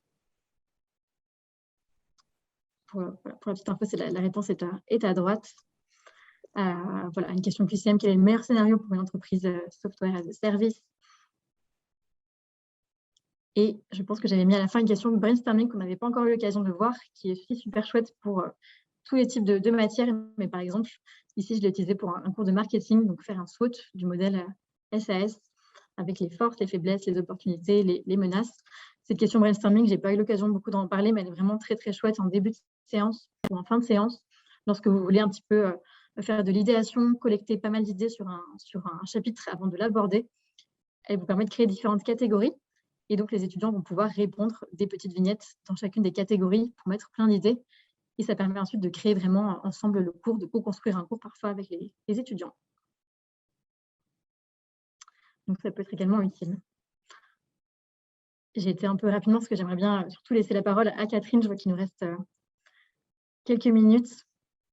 Je pourrais vous partager ces événements si vous le souhaitez pour inspiration. Oui, c'est ce que je voulais te demander, si c'était possible justement d'avoir une copie de ces événements pour qu'on puisse les partager en interne et donner l'inspiration aux collègues. Pas de souci. Merci. Et donc, je vais pouvoir laisser la parole à Catherine pour le partage d'expérience. Catherine, je ne sais pas si vous voulez partager votre écran, si vous faites ça à l'oral. Alors, j'arrête mon partage d'écran. Et n'hésitez pas, si vous avez des questions supplémentaires, vous pouvez les poser dans le chat et j'essaierai d'y répondre en même temps que Catherine nous présente son cas d'usage. Alors, je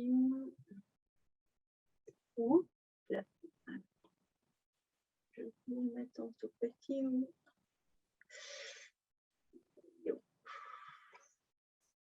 Voilà, vous voyez mon écran là? Oui. Super.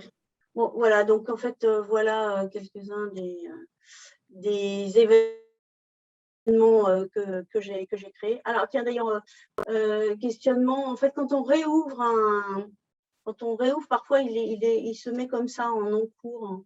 C'est un peu bizarre. Alors, c'est parce que vous l'aviez déjà lancé, je pense. Oui, mais... Ça ne change rien, en fait. Non, je sais que ça ne change rien, mais voilà, c'est juste pour pas que les gens paniquent.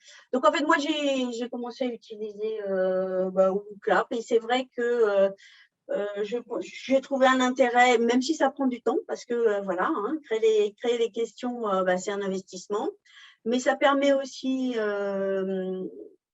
de tester, comme vous l'avez souligné, la compréhension des étudiants de ce que vous venez de donner comme notion, comme explication, et donc de se rendre compte si oui ou non, alors moi en matière de droit, en matière de fiscalité, s'ils peuvent appliquer une notion expliquée et la traduire dans un petit cas pratique.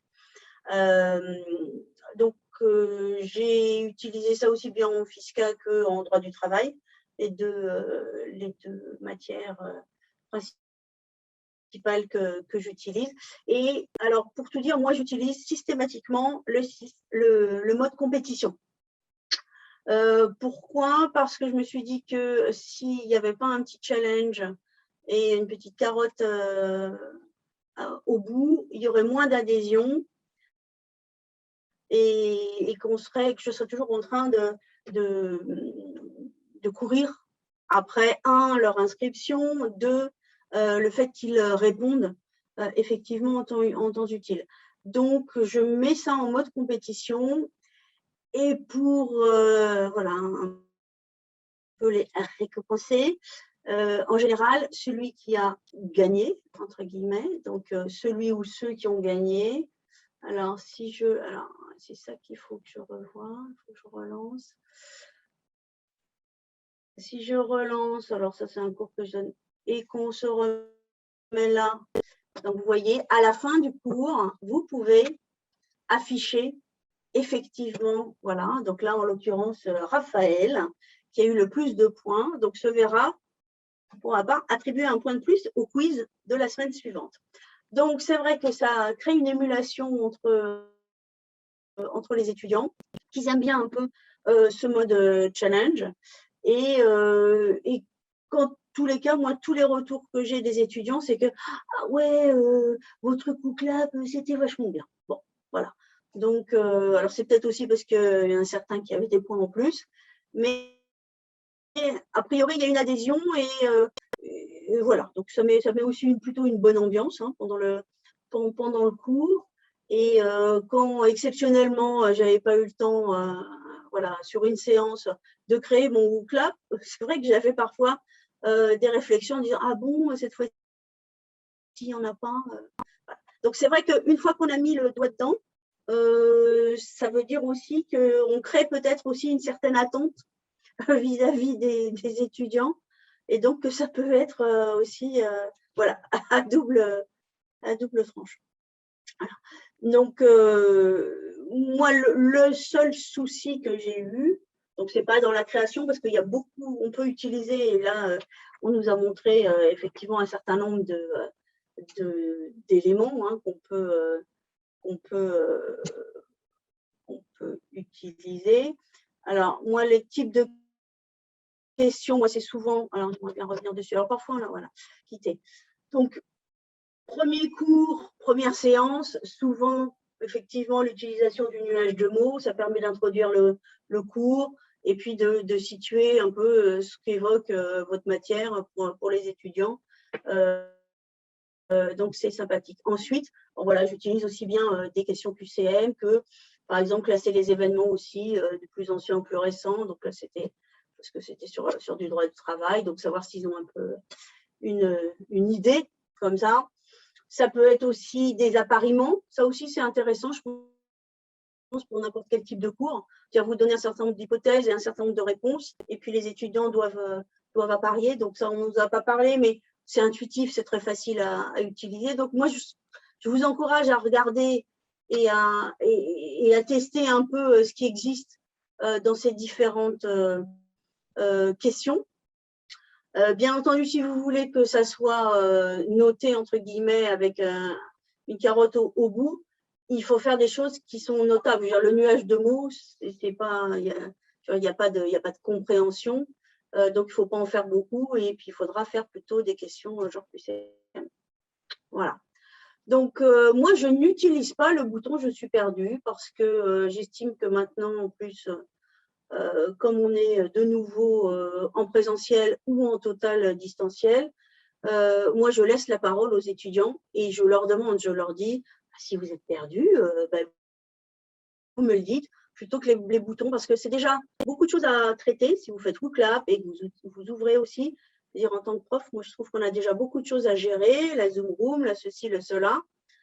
Donc, si on doit aussi regarder à droite, à gauche, et alors, le mur de message, j'avoue que je ne l'utilise pas non plus, parce que moi, j'encourage plutôt la parole.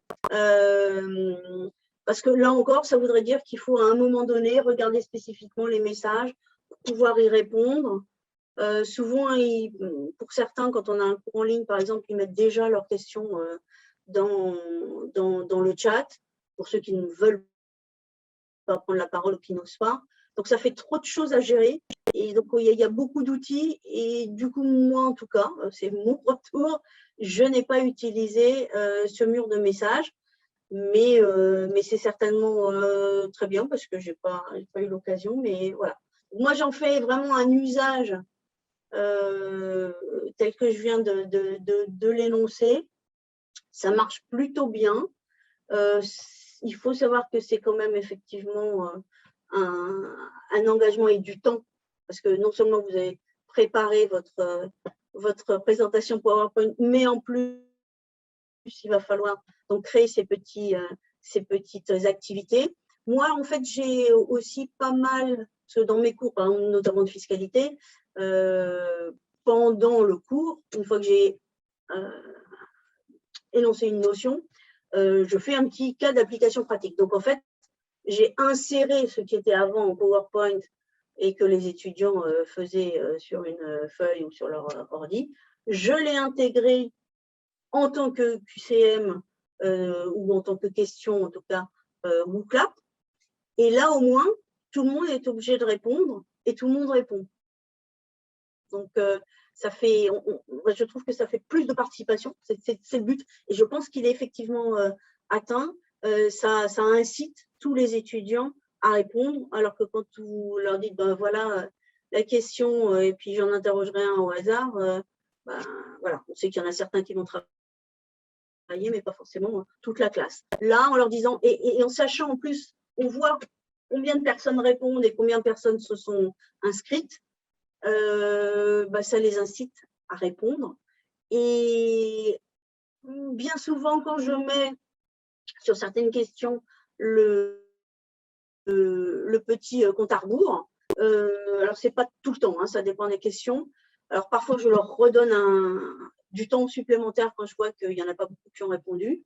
Mais ça aussi, c'est souvent, ça permet, quand on voit comment ça s'appelle, le sablier descendre à 15 secondes. Moi, j'annonce, je dis, il vous reste plus que 15 secondes, il y en a encore 5 ou 6 qui n'ont pas répondu.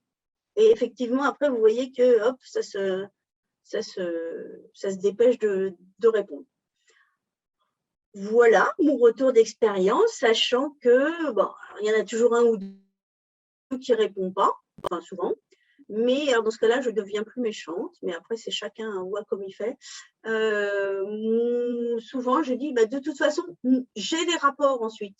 Donc, je sais qui a répondu quoi et qui surtout n'a pas répondu. C'est simplement inscrit pour faire plaisir, mais n'a répondu à aucune question.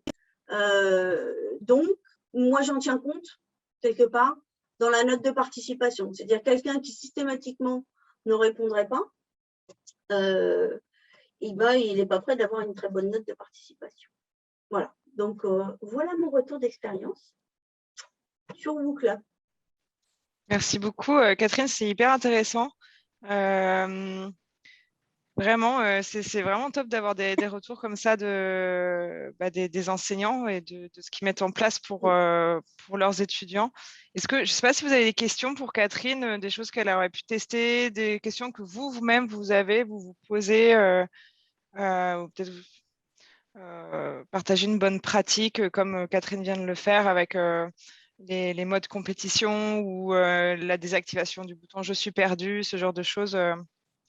Moi, je vais compléter ce que dit Catherine. Effectivement, il y a un temps de prise en main, de création des des questions et autant le faire une fois de manière un petit peu intense pour bien en profiter derrière.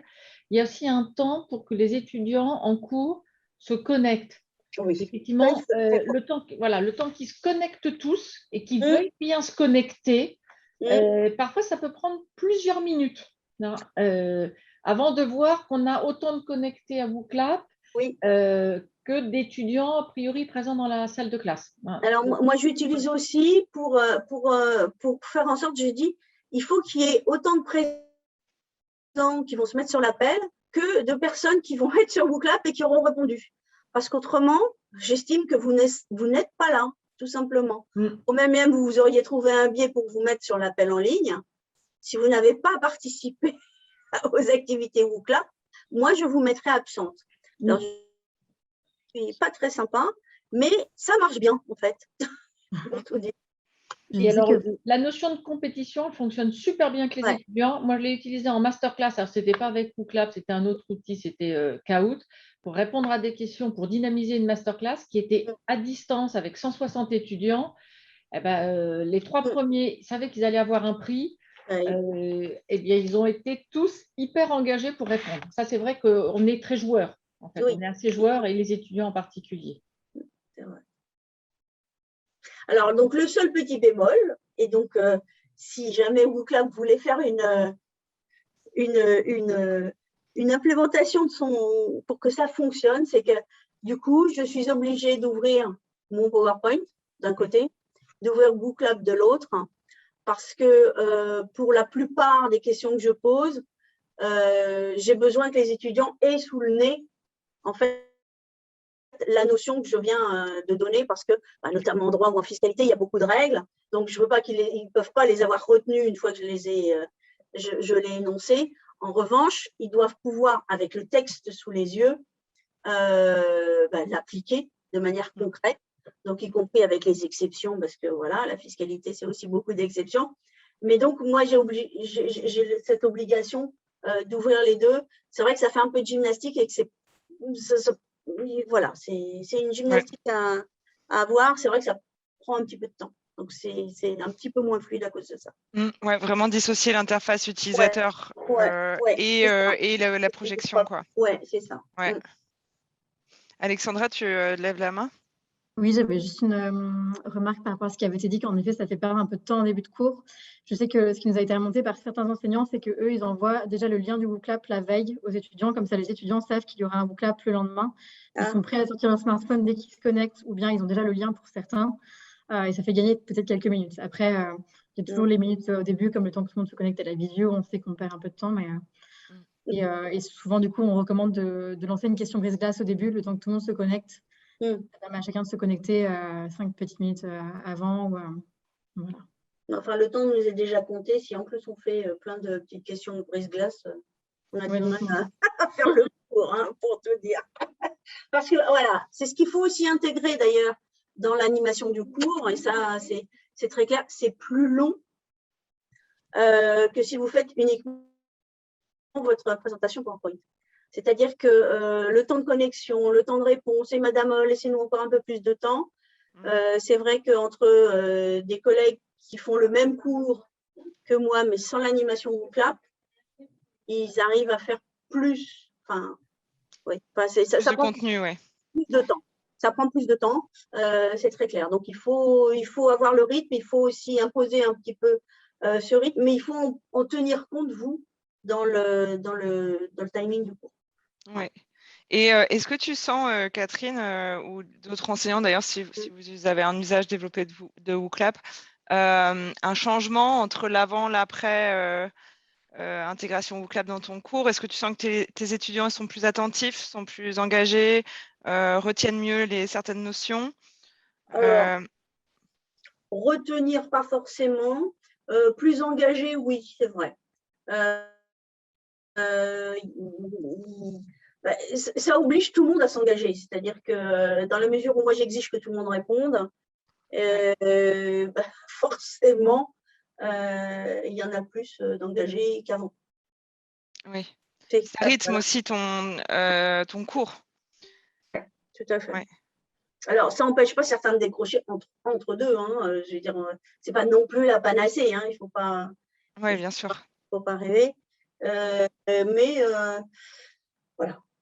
Alors d'ailleurs, à ce niveau-là, peut-être qu'il serait bon que les étudiants ne voient pas le nombre d'activités. Parce que là, on voit que c'est activité 1 sur 6, 2 sur 6, 3 sur 6.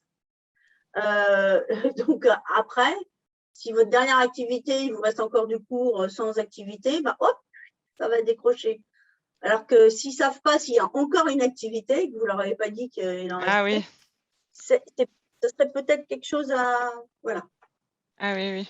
Tu veux dire laisser du suspense. Oui, du suspense. C'est une bonne idée, ça. Ouais. Il y a une question de Jean Romer dans la conversation. Quel usage en mode classe inversée, auto-évaluation? Ça serait plutôt au rythme du participant, du coup. Exactement, ouais. Plutôt le mode rythme du participant, encore une fois, avant ou après le cours, pour des petites questions, soit sur les attentes avant le cours ou bien sur le contenu du cours. Ouais. Plutôt le mode rythme du participant. Alors, moi, j'aurais une vraie question. C'est comment récupérer les questionnaires qu'on crée directement sur Wooclap. Alors, désolée, ça a coupé, je n'ai pas entendu l'entièreté de la… Donc, ma question, c'est, parce qu'on crée un certain nombre de questions comme ça, ou de textes à trous, ou de plein de choses, comment est-ce qu'on peut les récupérer? Vous voulez les sortir de Wooclap? Les exporter, oui. Oui, mais en autre chose qu'en PDF. Parce qu'en PDF, ça sert. Hein? Je réfléchis, mais je pense que pour l'instant, il n'y a pas moyen de les exporter. Oui. Les questions restent vraiment sur Wooclap, il me semble. Oui, mais justement, en fait, c'est une demande. Soyons clairs. Je note. Voilà. C'est une demande d'amélioration. Parce que vous auriez besoin de les exporter sous quel format et pour les importer dans quel outil, par exemple? Mais moi, je voudrais pouvoir les réexporter en Word déjà, et puis ça m'irait bien. Mais surtout, pas en PDF. Ok, ça marche. Je ne sais pas si vous avez d'autres questions, mais on est en train de dépasser le temps de formation. Alexandra, tu voulais présenter les nouveautés, donc l'intégration de Wooclap dans Teams et dans Zoom. Est-ce que vous avez encore du temps, les participants, ou est-ce que vous souhaitez… Oui, moyennement. Donc, ce qu'on pourrait faire peut-être… Oui, vas-y, Alexandra. Ce que je peux faire, c'est déjà, dans tous les cas, le petit tutoriel dans Teams est intégré dans les documents ressources que je vais t'envoyer. Oui. Et on pourrait prévoir une petite session un peu plus tard, une session questions-réponses et une session intégration un peu plus approfondie si besoin. On pourra prévoir une heure un peu plus tard. Mais sinon, tous les tutoriels sont indiqués dans… Merci beaucoup, Katia, pour le commentaire. Tout est indiqué dans le petit document ressources qui vous sera envoyé. Et pour Zoom, c'est encore en version test. Donc, je peux envoyer également à ceux qui aimeraient tester l'intégration Wooclap dans Zoom. Je te renverrai, Cora, le petit tutoriel. C'est vraiment encore une version test. Donc, on ne vous conseille pas d'utiliser avec vos étudiants tout de suite, mais simplement tester, voir comment ça s'affiche pour l'instant. Si vous rencontrez des problèmes ou autres, c'est vraiment une fonction test pour vous. Alors, nous, pour information, on a hier soir déployé Wooclap dans Teams. Donc dans la suite Teams du pôle. Donc on va faire les tests et puis faire aussi des petits… on va se baser sur vos tutos, Alexandra. Donc je ne sais pas si tout le monde a reçu le petit lien du module self-training sur DVO qui s'appelle Wooclap, comment générer de l'engagement avec Wooclap. Je vous l'ai fourni tout en haut du chat au début de la formation. Je peux vous le remettre là. Du coup, on va mettre à jour ce module d'auto-formation pour les enseignants sur DVO avec les documents que Alexandra va nous envoyer. Et donc, comme ça, vous aurez en fait toute l'info de Wooclap et les nouveautés au même endroit pour vous former et retrouver… voilà, c'est où? C'est dans la tutothèque? Non, en fait, c'est tout un module. Donc, du coup, on a fait… Je remets en bas de la discussion. Hop. En fait, sur la page d'accueil de DVO, tu as un onglet qui s'appelle Self-Training.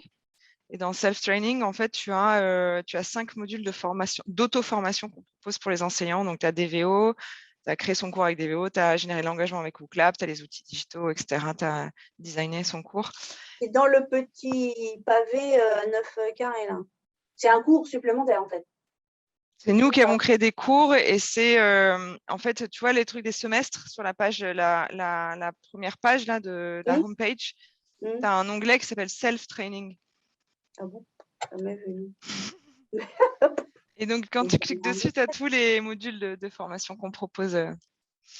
Voilà, donc je vous invite. En tout cas, on va faire on vous communiquera de toute manière et le lien du replay ici qu'on va mettre sur ce module-là et l'intégralité des documents mis à jour sur les nouveautés WooClap que va nous fournir Alexandra. Donc, dès que ça sera fait, on vous fera une communication et on vous tiendra au courant, évidemment. Et puis, je note aussi l'idée de Julien sur créer un répertoire d'événements catégorisés par thématique, par 2 cours, à partager avec les collègues et que ça puisse être enrichi par les uns et les autres. Peut-être que pour avoir une base, Alexandra, si tu pouvais nous partager les exemples que tu nous as montrés. Et puis, voilà, se rapprocher des langues aussi, parce que je crois que vous avez mis ça en place déjà sur DVO. Je disais que du coup, sachant que tu parlais des banques de questions, c'est un sujet sur lequel on est en train de travailler également de notre côté, essayer de récolter pas mal de cas d'usage d'utilisateurs pour créer des banques de questions dans différents domaines. Donc, c'est un gros projet en cours et ça prend un peu de temps, mais là, on a déjà créé des banques de questions plutôt icebreaker que je vous mettrai à disposition aussi dans le fameux petit document. Mais ça devrait arriver prochainement, des espèces de banques de questions par thématique, ou voilà, en tout cas, sur lesquelles vous pourriez vous appuyer. Donc, ça pourrait bien compléter ce projet. Super, c'est très bien, ça c'est parfait. Ça répond bien aux demandes en interne aussi, en tout cas, c'est bien. En tout cas, merci beaucoup Alexandra pour ta présentation, c'était très clair et très instructif. Merci Catherine aussi pour ton retour d'expérience, c'était hyper intéressant. Je pense qu'il faudrait qu'on fasse ça plus d'ailleurs entre enseignants sur vos usages des outils. Ça pourrait être très utile, je pense, pour améliorer nos usages en interne. Et puis, je reviens vers vous dès qu'on a les tutos d'Alexandra et pour enrichir le module d'auto-formation sur DVO. Voilà. Et puis, si vous souhaitez qu'on remette en place, n'hésitez pas à remplir le petit questionnaire de satisfaction que vous a envoyé Alexandra et au rythme du participant. Et si vous voulez qu'on mette en place une seconde formation, peut-être sur des usages plus poussés de WooClap, ça peut aussi se faire. Voilà, on reviendra vers vous à ce moment-là. Merci à tous. En tout cas, merci encore Alexandra. Et puis, à très bientôt.